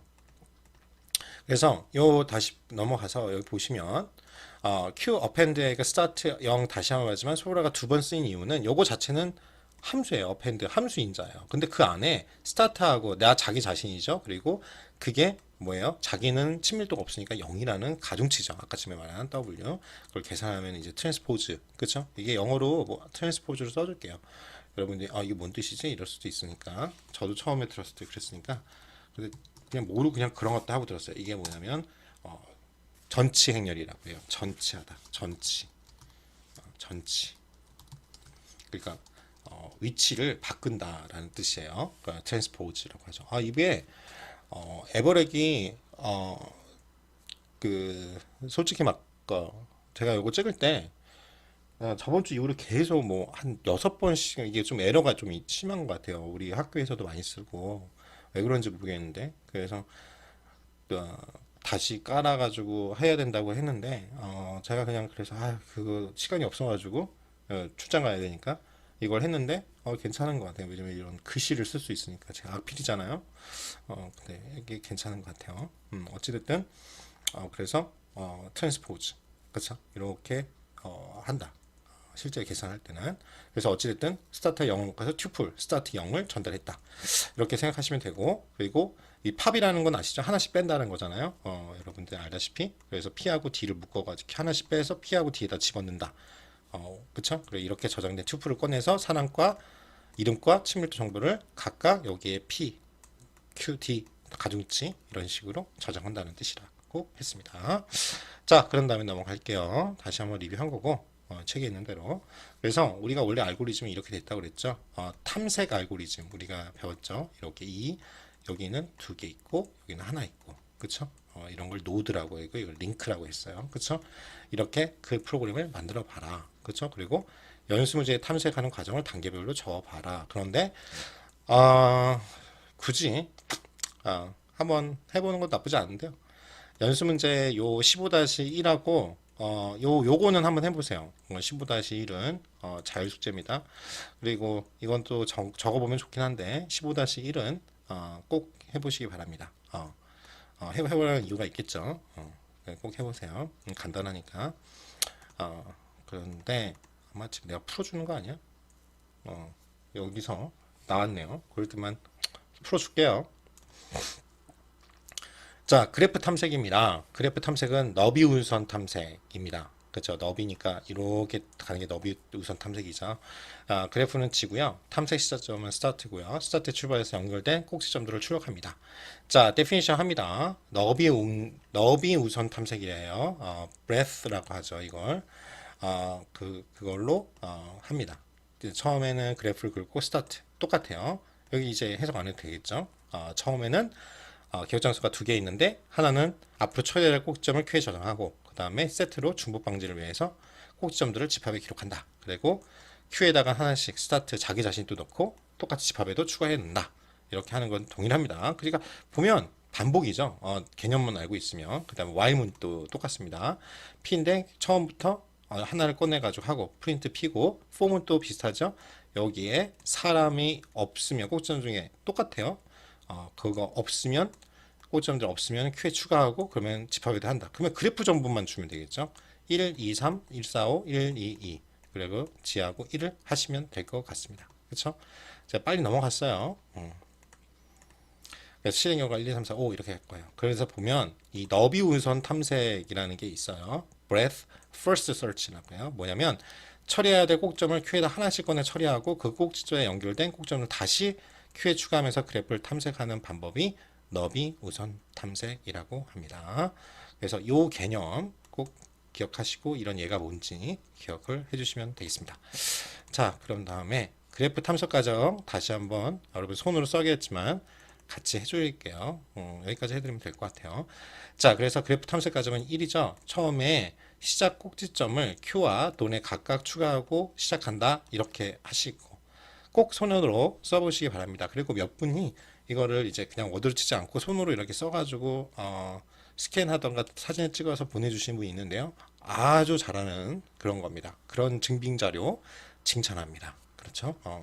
자, 그래서 Q에서 1을 꺼내가지고 출력합니다. 그래서 Q는 이렇게 나타내죠. 그리고 혹시라도 저번에 문의가 왔는데 지금 전 출결을 그냥 알아서 하는 것만 하는 거지 하나도 안 만지고 있어요. 어차피 시험 기말고사 내고 기말고사 주간에 그때 여러분 숙제한 건 대충 다 보거든요. 그래 넘어가고 지금 다른데 사실은 비즈니스 애널리티 수업이 많이 밀렸어요. 솔직히 제가 저번에 좀 아파가지고 그쪽은 좀 늦게 찍었거든요. 또 영어 수업인데 그래 거기는 이제 다행히 좀 부담은 없는 게 시험 자체가 없어요. 프로젝트 베이스드 러닝이라서 그래서 지금 매일 찍고 올리고 있다 보니까 여러분들 질문이 그냥 숙제 말고 그냥 질문을 제가 답변을 만약 확인했습니다 안 보내는 것들은 근데 왜 안 주지 이런 게 아니라 질문을 따로 하시면은 제가 그거를 나중에 답변을 같이 드려야 될 거 아니에요.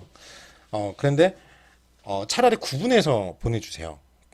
예를 들면 숙제하고 질문하고 별도로. 그러면은 제가 확인했으면 보여드리고 질문 제가 모아놨다가 제가 이제 그 다른 거 하고 좀 여유 있을 때 왜냐면은 제가 여러분 확인했습니다를 볼 때 여러분 숙제를 이동하면서 많이 봐요. 요즘에 시간이 많이 모자라가지고 이제 아마 다음 달 초는 괜찮을 것 같아요. 바쁜 게 끝나서. 그래서 여러분들 걸 숙제를 일단은 다 열어봅니다. 예, 그쵸? 보낸 거를. 그래도 어차피 다 똑같죠. 그런데 그렇지만 열어봐요. 열어보고 특히 워드로 하신 건 바로 볼 수 있으니까. 그리고 이동 중에서도 그냥 차로 이동할 때는 주피터로 이제 보고 그냥 워드나 이런 걸 캡처해서 보신 것들은 제가 이동하면서 그냥 보고 그렇게 합니다. 그래서 이제 확인했습니다 보내는 거고 질문 같은 건 제가 일단 놔둔 거예요. 모아놨다가 나중에 한꺼번에 해드리려고. 그래서 아마 좀 많이 늦었지만 질문 곧 답변이 갈 거고 숙제 확인했습니다 없어가지고 딴 학교도 그래요. 안 했으면 불안해하고 또 그걸 모아가지고 또 보내시고 이러시는데 그러실 필요 없다. 그렇게 생각하시면 되고요. 그래서 시작 꼭지점을 Q와 돈에 각각 추가하고 그래서 하나씩 이렇게 1번이 들어가겠죠. 이렇게 될 겁니다. 그래서 Q에서 1을 꺼내가지고 여기다 출력을 할 거고요. 그러면 돈이 하나가 들어가고 Q는 또 B겠죠. 하나가 나갔으니까. 이게 왜 나가냐면 나갔으니까. Q에서. 그래서 1에 연결된 2로 갑니다. 그러면서 2, 3을 Q와 돈에 추가하죠. 그럼 2하고 3이. 그리고 돈은 2하고 3이 같이 들어가겠죠. 그리고 2와 3이 2를 꺼내서 출력했으니까 1, 2, 3 여기는 그대로죠. 그리고 3은 그대로 있을 거고. 그렇죠? 그리고 3이 또 튀어나가면 어떻게 될까요?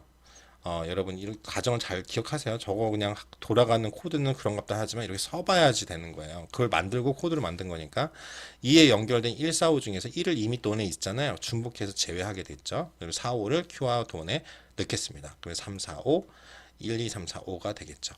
그러면 3을 꺼내가지고 넣어봤자 꺼내서 요건 나가겠지만 요거는 그대로죠. 왜? 여기서 3이 두 개 있어봤자 여기 돈에다가 집합은 하나만 취급하니까요. 그렇죠? 그래서 여기 3에 연결된 1은 이미 돈에 있으면 추가하지 않습니다.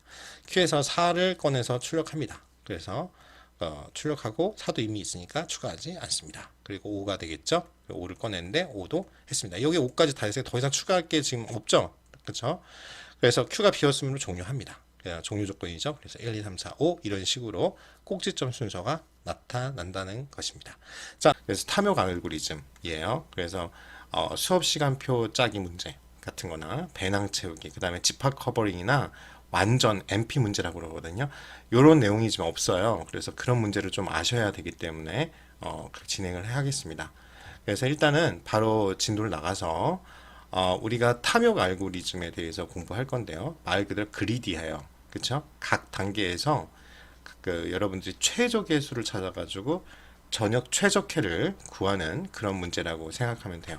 그러니까 일단 어떤 거에 생각하시면 되냐면 시간이 일부 겹치는 과목들에서 되도록 여러분들이 수업을 많이 듣는다. 학점을 많이 듣겠다. 그렇죠? 여러분들 그럴 거 아니에요? 그러면 여러분들이 가장 빨리 끝나는 과목을 골라서 먼저 신청을 해야겠죠. 여러분들 항상 수강 신청 기간 때 많이 접하시잖아요. 그리고 첫 번째 과목을 내가 했어요. 그 끝난 후에 가장 빨리 끝나는 과목을 신청해야겠죠. 그래서 그거를 반복해야 될 겁니다. 지금 보면 요 보시면 미술 시간을 제일 먼저 하죠. 10시까지 끝나니까 요거 선택했을 거예요. 근데 이제 영어는 시간이 겹치죠. 그러니까 이거 못 하는 거죠. 그럼 빨리 신청해야 되니까. 그런 다음에 뭐예요? 1시간 뒤인 10시. 그지? 요거 수학 선택해야 할 겁니다. 그 다음에 요거는 시간 겹치니까 못 하고요. 컴퓨터는 지우고, 그 다음에 음악은 11시부터 12시니까 바로 또 신청을 하셔야겠죠. 겹치지 않게끔 여러분들이 해야 됩니다. 그러면 여러분들이 아이 뭐야 이거 너무 쉬운 거 아니야? 예, 맞습니다. 그래서 이 탐욕 알고리즘은 장점이 뭐냐면 간단하다, 쉽다 이거예요. 그래서 말 그대로 과목 중에서 가장 빨리 끝나는 수업을 선택하는 게 우리 목표입니다.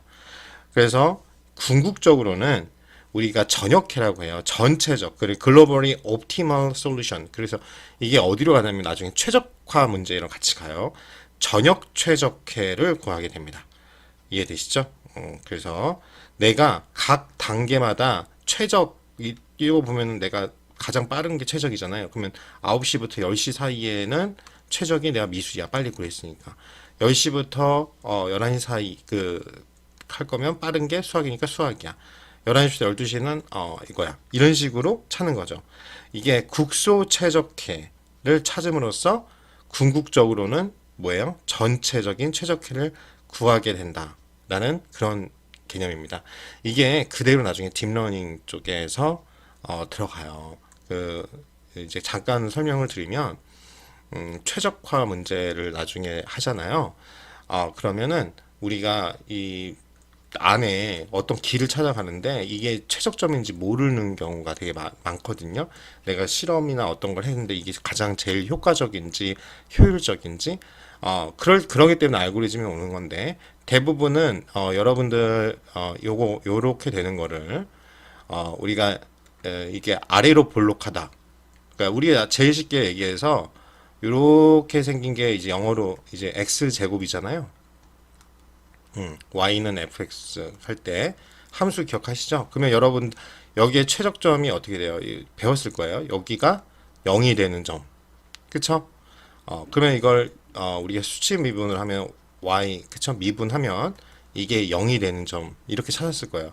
그러지 않으면 여러분들이 고등학교 수학을 하게 되면 왜 꼭지점 찾는 거 기억나시죠? 2분의 그쵸? 이렇게 해가지고 제곱 그래서 여기 0 그쵸? 이렇게 찾았을 거예요. 이제 우리 미분을 아시는 분들은 이게 그러면 이거 미분하면 어떻게 돼요? 2x 그쵸? 2x가 그쵸? 0이 되는 그래서 x는 0 뭐 이렇게 찾았을 거예요. 그러면 여기 같은 경우는 두 군데가 있잖아요. 그러니까 각각의 이쪽이 사실은 글로벌리 옵티멀 솔루션이죠. 그러니까 전역해라고 해요.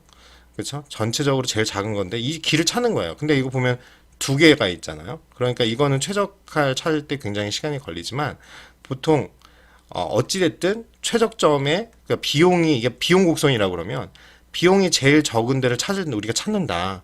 그걸 이제 딥러닝을 찾는다 할 때 만약 이 점이라면 이거겠죠. 이거를 0으로 만드는 그런 것들을 이제 생각하시면 돼요. 그래서 이 전문 용어로 이걸 컨벡스라고 합니다. 컨벡스. 그렇죠. 컨벡스는 아래로 볼록하다.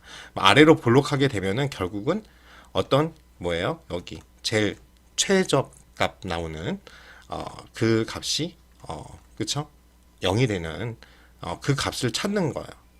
자, 그래서 이게 이 옵티마이제이션이라고 해서 이제 최적화 문제. 이제 공학 수학 같은 경우는 이제 이거를 굉장히 복잡한 이제 수학으로 해서 수치 미분이나 이런 것들을 이용하고 적분 개념을 이용해서 이제 계산을 합니다. 그렇죠? 그래서 이런 내용들이 나올 수 있다. 그렇죠? 이렇게 알고 계시면 되고요. 진행을 해볼게요. 그런 다음에 우리 이제 배낭 채우기 문제를 한번 해보도록 하겠습니다. 자, 요거 한번 보시면요. 배낭 채우면 일정 무게만 담을 수 있는 이런 배낭이 있어요. 여러분 근데 그 중에 물건을 쑤셔 넣는 거지. 여행 간다고 생각하거나 그렇게 생각해보세요. 근데 그 중에 내가 이제 예를 들어서 지진이 나거나 무슨 일이 있어서 내 집안에 있는 물건 중에서 제일 값 나가는 것만 가방에 싸야 돼. 가방은 이만큼밖에 없어요. 그러면 여러분은 어떻게 할 건지 생각해 하셔야겠죠. 자, 그러면 처음에 딱 봤을 때 우리가 생각해 스테레오가 제일 비싸잖아요. 3,000불짜리잖아요. 그러니까 여기다 집어넣어요. 근데 이게 지금 파운드란 뜻이거든요. 근데 35파운드짜리예요. 근데 이거 30파운드죠. 채우면 5파운드 비었네. 근데 사실은 최적점은 어떻게 하는 게 최고예요? 이 노트북하고 기타를 하는 게 원래는 최적이죠. 요거는 이걸 다 채우려고 하면 30파운드, 35파운드니까 2,000불짜리 하나랑 1,500불짜리 그러면 3,500불 가치를 내가 할 수 있는데 실제로는 우리가 지금 급하면 가장 이 중에서 제일 비싼 것만 그냥 고르는 거야. 우선순위를 제일 비싼 것만 일단 넣어 가 이렇게 해결하는 게 어떻게 보면은 이제 우리가 말하는 그리디 그렇죠. 우리가 그러니까 최적법이 아니에요. 탐욕 알고리즘은 탐욕 알고리즘 우리가 빨리 지금 현실 가능한 분에서 찾는 기법이라고 생각하시면 돼요. 근데 생각해 보시면 이게 완벽한 답이긴 한데 최선의 답이긴 한데 이게 시간이 이것도 조합도 생각하고 그게 아니라 이건 직관적으로 이게 제일 비싼 거 3,000불이니까 이렇게 채우고 좀 남는데 나머지 안 들어가네 그냥 확 가는 거잖아요. 그런데 여러분들은 만약 입장을 바꿔서 지금 상황이 내가 이게 도둑이야. 도둑의 입장일 때는 생각을 어떻게 해요? 그냥 정답에 그냥 빨리 가져가지고 경찰 오기 전에 가야 되잖아요. 그러니까 뭐예요? 만약 여러분들이 입장이 쇼핑 그 상황에 따라서 오히려 지금 이거 신경 쓸 필요 없죠. 지금 감 나가는 것만 빨리 채워가지고 그 무게 딱 보니까 요정에 맞는 대략 해가지고 내가 꽤 괜찮은 값을 얻은 거 그런 것이 바로 탐욕 알고리즘이라고 생각하시면 돼요. 자, 그 다음 문제 한번 볼까요?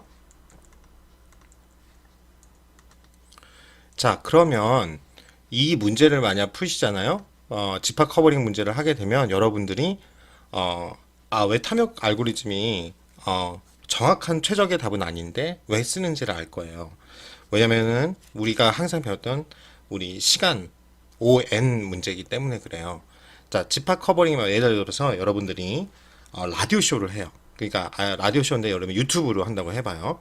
근데 이제 예를 들어서 이 미국이라는 나라는 50개 주잖아요. 그러면 50개 최대한 적은 수의 방송국을 여러분이 방문하면서 해야 돼. 유튜브가 커버리지가 한 주밖에 안 된다고 생각해 보세요. 예를 들어서 그러면 모든 사람에게 라디오 쇼를 내가 들려주고 싶어.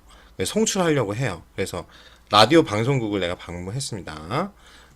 그래서 이렇게 방송국이 있는데 청취 가능한 주는 그쵸 실제로 이렇게 보통 케이블이나 라디오 방송은 이제 한계가 있겠죠. 이렇게 됩니다. 그러면 이 아이다호주나 뭐이 네바다나 이렇게 겹치는 데가 있잖아요. 그쵸?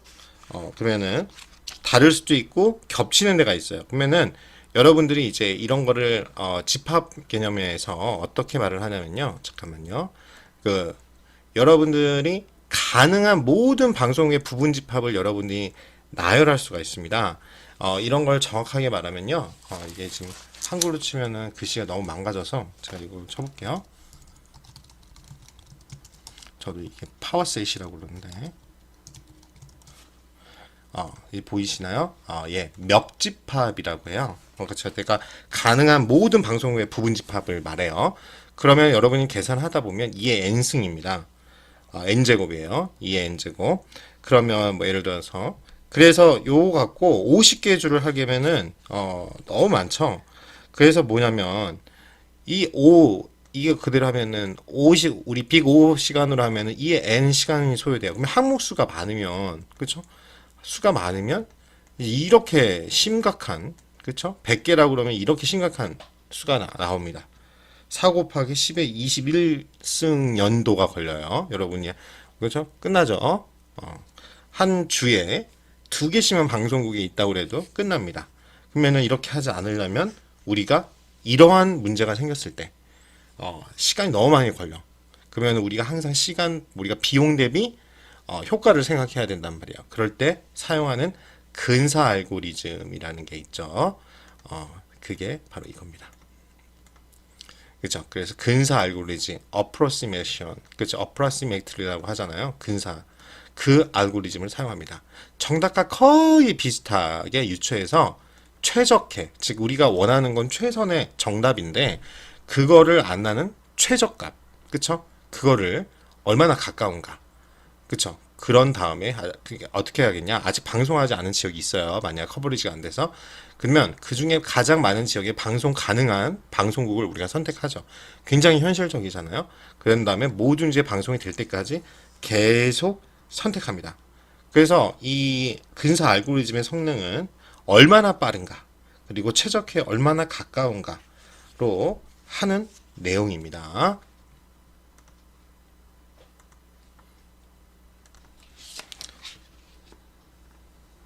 자, 그러면 이제 우리 마지막 다섯 번째 마당의 미로 찾기 알고리즘과 가짜 동전 찾기 알고리즘, 그 다음에 아까 봤던 최대 수익을 내는 탐욕 알고리즘 응용 문제 파트 진도 나가보도록 하겠습니다. 그래서 처음에 미로 찾기 알고리즘이고요. 여러분 예를 들어서 여기 교재에 있는 것처럼 미로를 형태를 이 출발점하고요. 우리가 도착점이 있어요. 그러면 여기까지 최단 경로를 하는 알고리즘을 만들어 보고 싶은 거예요. 그러면 뭐 우리 눈으로는 이제 간단하니까 이렇게 금방 찾죠. 그렇지만 이걸 이제 코드로 넣어가지고 한다. 그러면 이제 머리가 아파요. 자, 그러면 어떻게 할 건가? 그러면은 굉장히 우리가 말 그대로 연필로 그림 간단하지만 컴퓨터로 하면 어렵기 때문에 이걸 우리가 어, 모델링을 해야죠. 그래서 다시 한번만 이 용어 잘 기억하셔야죠. 모델링이란 주어진 현실의 문제를 정형화하거나 단순화해서 결국은 수학적으로 풀어야죠. 수학이나 컴퓨터 프로그램으로 쉽게 설명할 수 있도록 다시 표현하는 게 모델링이라고 하고, 모델링은 자연이나 사회현상을 사람의 언어로 표현한 문제를 컴퓨터가 이해하기 쉽게 수학시나 프로그램 언어로 번역하는 그러한 절차를 모델링이다 라고 하는 거 꼭 기억하시기 바랍니다. 다음에 그러면은 이 문제 15의 그래프를 이용해서 미로 찾기를 단계별로 모델링하면 일단은 이 미로 안의 공간을 정형화해야 되는데 4 곱하기 4 그쵸? 구성된 간단한 미로를 만들 수 있어요. 우리가 구역을 만들면 되죠. 그런 다음에 구역마다 알파벳 이름을 붙여 볼게요. 그러면 어떤 식으로 되냐? 다음과 같은 식이 되는 거죠. 그렇죠? A, B, C, D 동일하게 우리가 이렇게 4등분 해가지고 16개를 하게 되면 이제 A 다음에 E 가고 I 가고 M 가고 M 이런 식으로 이제 우리가 하면 되잖아요. 그쵸? 단계별로. 그래서 이 모델을 이용해가지고 미로 찾기 문제와 정답을 다시 적어보면 출발점 어떤 A가 있는데 그 A에서 시가 벽에 막히지 않는 위치로 가가지고 P에 이르는 아까 P 이쪽에 있었죠. 여기 A로 우리가 A, B, C, D 이렇게 나눴으니까 여기가 이제 P였어요. 그러면 여기 출구 나가는 문, 그다음에 out 그렇게 있어요. 그럼 가장 짧은 경로를 우리가 구하면 되고 그 위치를 출력해 보라 하면 이렇게 되겠죠. 그러면 잠시만요. 그래서 최종 결과를 얻으려면 각 위치 사이의 관계를 컴퓨터에게 알려줘야 되고 실제로 미로를 푸는 알고리즘도 만들어야겠죠. 그래서 그래프 탐색 문제는 A부터 시작해서 EI 쭉 해서 또 아까 갈래가 나눠지잖아요. 그러면 J, 그 다음에 F에서도 갈래가 두 갈래로 나가지니까 그리고 이렇게 그래프 문제로 바꿀 수 있죠. 우리 그래프 탐색 문제로. 그런 다음에 요걸, 그러니까 이렇게 만들어두면 시각화도 쉽고 그래프가 유용한 게 그거예요. 그런 다음에 딱 봐도 이쪽으로 막힌 길고 도착은 이쪽이니까 이쪽으로 가야겠구나. 알잖아요. 그래서 위치가 16개 각각을 노드로 보고 그 꼭지점을 만들고 벽으로 막히지 않아 할 수 있는 걸 선으로 이렇게 쫙 연결을 하는 거죠. 끝에까지. 자, 그러면 어떤 식으로 나타내냐? 이걸 만약 딕셔너리로 만나면 이 메이즈라는 게 여러분 뭐 메이즈 러너라고 뭐 저도 옛날에 즐겨봤던 영화가 있는데 결국은 이런 미로 게임, 미로를 말하죠. 미로 정보가 있는데 이걸 선으로 나타내면 A를 그 딱 이렇게 지정되어 있으니까 딕셔너리면 E로 가고 B는 CF로 가고 C는 B D로 가라고 이렇게 쭉 적으시면 되죠. 그래서 그러시면 이렇게 적으시면 될 겁니다. 이건 적어보는 연습인 거고요. 그래서 결국은 처음에 그림으로 주어졌던 미로찾기 문제가 우리가 이런 모델링을 그래서 필요하는 거예요. 그래프로 만들 수가 있겠다. 그래서 이거를 파이썬이 언어는 뭐야? 딕셔너리로 바꾸면 되겠구나. 프로그램은. 그러니까 우리가 자꾸 여러분 숙제한 거 보니까 뭐 손으로 제가 하라는 거 잘 해볼 수는 있는데 자꾸 고민을 해보는 거야. 이거를 내가 어떤 알고리즘 알고 있는 방법. 결국 알고리즘 방법이에요. 그 방법을 하고 그 다음에 이거를 프로그램해서 자동화. 마케팅도 그래요. 마케팅 자동화를 시켜야 되니까 프로그래밍을 할 때 뭘 할까? 그럼 파이썬 우리 배웠어. 파이썬 언어를 어떻게 표현할까? 이렇게 생각해야 되겠죠. 그래서 그래프 탐색 알고리즘을 이용하면 되겠구나. 그러면 출발점부터 도착점까지 탐색하는 프로그램을 만들어 보겠습니다. 그래서 우리 그 소스는 16일의 메이즈 파일을 하시면 되고 미로 정보를 G라고 하고 스타트하고 엔드 포인트가 있죠. 아까 A였고 P가 결론적으로는 이제 엔드 포인트가 될 텐데 출력을 어떻게 하냐? 미로를 나가기 위한 이동 경로를 문자열, 나갈 수 없는 거를 물음표로 이렇게 하겠습니다. 표시를 찍어주면 되죠. 그러면 definition 해가지고 함수를 여기까지 하면 처음에 solve maze 하고요. 처음에 우리가 입력 정보를 넣어야죠. G가 미로 정보고 start하고 end 포인트가 있습니다. 그러면 Q, 그쵸? 하나씩 기억 장소에서 들어온 거를 하고 끝나면은 done. 이걸 어떻게 해요? 저번에 한 거랑 동일해요. 우리 뭐냐면 앞으로 처리해야 될 이동 경로를 Q에 저장을 하고 선입 선출법으로 나간다고 그랬죠. 처음 들어온 게 처음 나가고 기억 장소는 Q에 추가한 꼭지점들을 집합, 즉 중복을 똑같은 걸 계속하면 안 되죠. done으로 set으로 여기다가 해놓는다고 했죠. 그래서 Q는 하나씩 이제 출발점을 처음 출발점부터 넣어야 되죠. Q에 넣고 시작하고 집합에도 똑같이 넣어야겠죠. 하나씩 들어간 정보니까. Q에서 append하고 start, done에서 add하고 start. 그쵸? 이렇게 집합에도 추가하면 되겠습니다. 그런 다음에 이제 while 반복문으로 돌아가는 거예요. 그쵸? 이제 Q에 처리할 경로가 남아 있으면 이렇게 표시해주면 P, V인데 P는 Q에 처리할 대상을 꺼내. 팝, 그쵸? 이렇게 Q에 이제 하나씩 정보가 들어왔을 거 아니에요. 여기에 있는 제일 첫 번째 0, 그쵸? 어떤 이 Q의 0이죠. Q의 0번째 정보에 요거를 팝 꺼내는 거죠.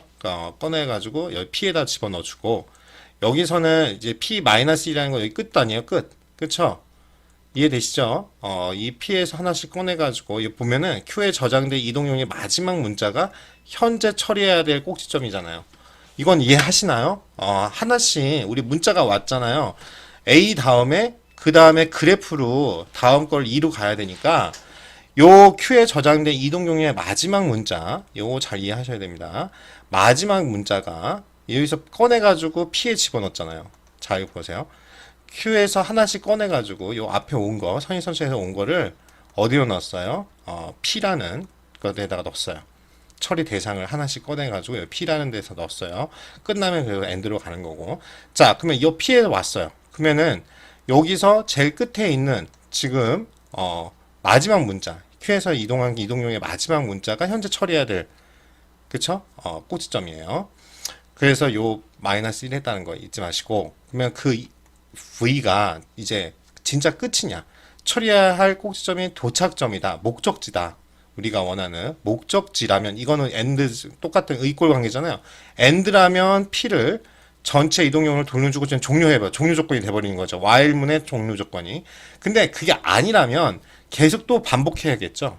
이해되시죠? 그러니까 이게 결국은 내가 A에 갔다가 다음에 돌아 처리해야 될 게 2야. 2를 하나 꺼냈어. 근데 이게 딱 보니까 이제 엔드 포인트에 있는 마지막이어가지고 출구로 나가.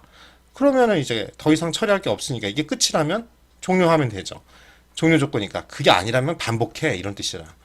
하나씩 그쵸? 여기 V에 있는 그쵸? 처리해야 될 것들에서 하나씩 뽑아가지고 꼭지점 중에서 그것이 끝이 아니라면 돈이라는 셋 그쵸? 거기가 아니라면 계속 하나씩 더해줘야겠죠. 뭐냐면 Q는 새로운 그쵸? 이동 용리의 새 꼭지점을 추가해야 되잖아요. 이해되시죠? A 다음에 E까지는 끝났는데 새로운 걸 또 Q에다 집어넣어서 그걸 하나 뽑아야 될 거 아니에요. 그러니까 새로운 이동 용리의 새 꼭지점을 추가해서 붙이고 그리고 요 노는 집합에도 했는데 여기는 의미가 없는 게 X만 하면 돼요. 왜? 한번 집합은 같은 거잖아요. 한번 뭐 두 개가 있든 세 개가 있든 하나로 치니까 그렇게 해서 탐색을 마칠 때까지 독지차점이 안 나오면 이건 진짜 나갈 수 없는 미로예요. 그러니까 리턴 이거고 끝날 때까지 안 나오면 그쵸? 그러니까 여기까지 다 돌았는데도 안 나오면 리턴을 어떤 걸 해줘요? 물음표를 찍어라. 이렇게 여러분들이 코드를 작성하셔야 됩니다. 그래서 이제는 미로 정보를 그래서 여러분들이 이렇게 A는 이 딕셔너리로 정보를 이제 주는 거야. 아까 처음에 만들었던 정보를 그런 다음에 뭐예요? print solve maze. 그래서 처음에는 처음 스타트 포인트를 A고 엔드 포인트는 P다. 그러면 이제 실행 경과가 이렇게 나오는 걸 여러분들이 확인하실 수가 있습니다. 그래서 그쵸? 여기 보시면 실행 결과를 보면 A로 갔다가 아까쯤에 똑같아요. 처음에 하나씩 Q에서 꺼내가지고 이제 아까 P의 마지막 문자로 온 걸 내가 처리해야지가 P였잖아요. 거긴데 E가 나왔는데 끝이 아니니까 계속 포문으로 돌아가는 거예요. 그렇죠? 그래서 P가 되면 끝나는 거죠.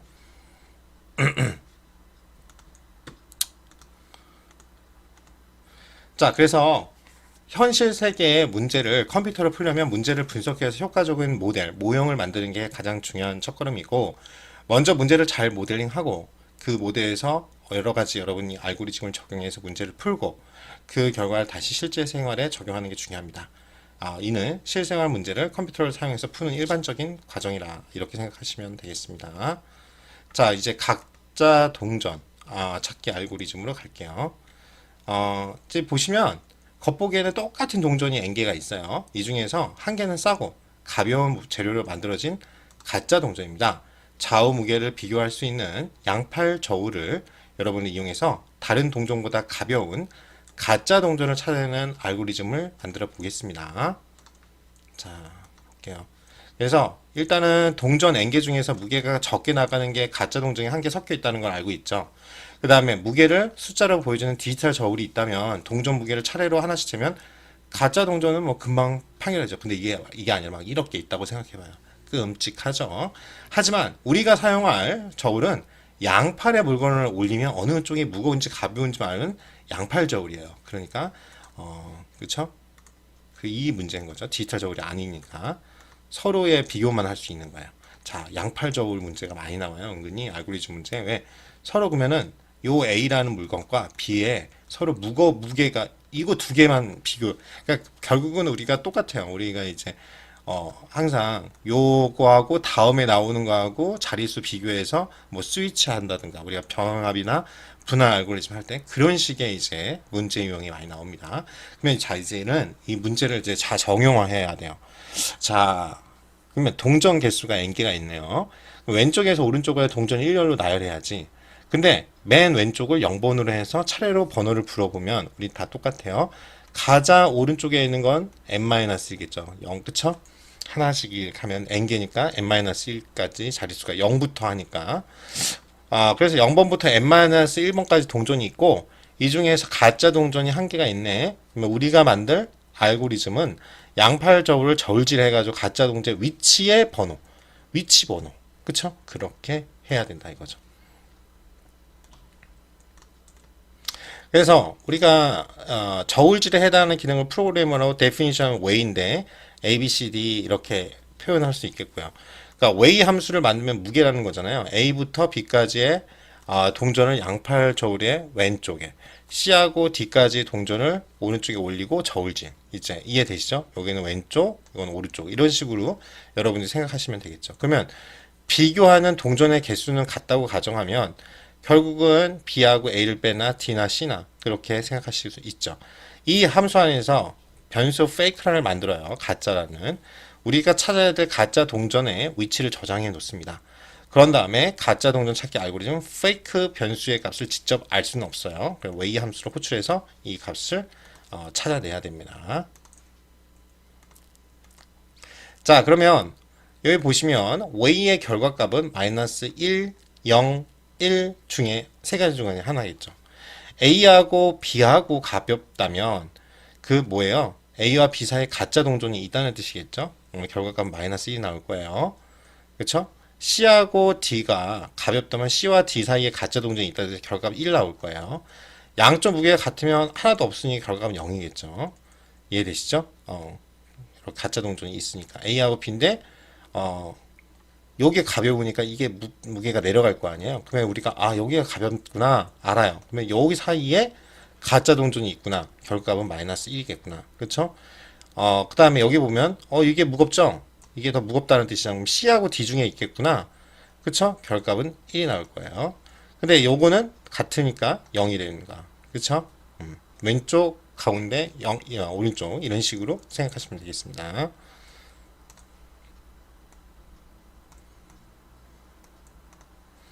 그래서 잘 보시면 무게가 적게 나가는 가짜 동전이 한 개만 있다고 했잖아요.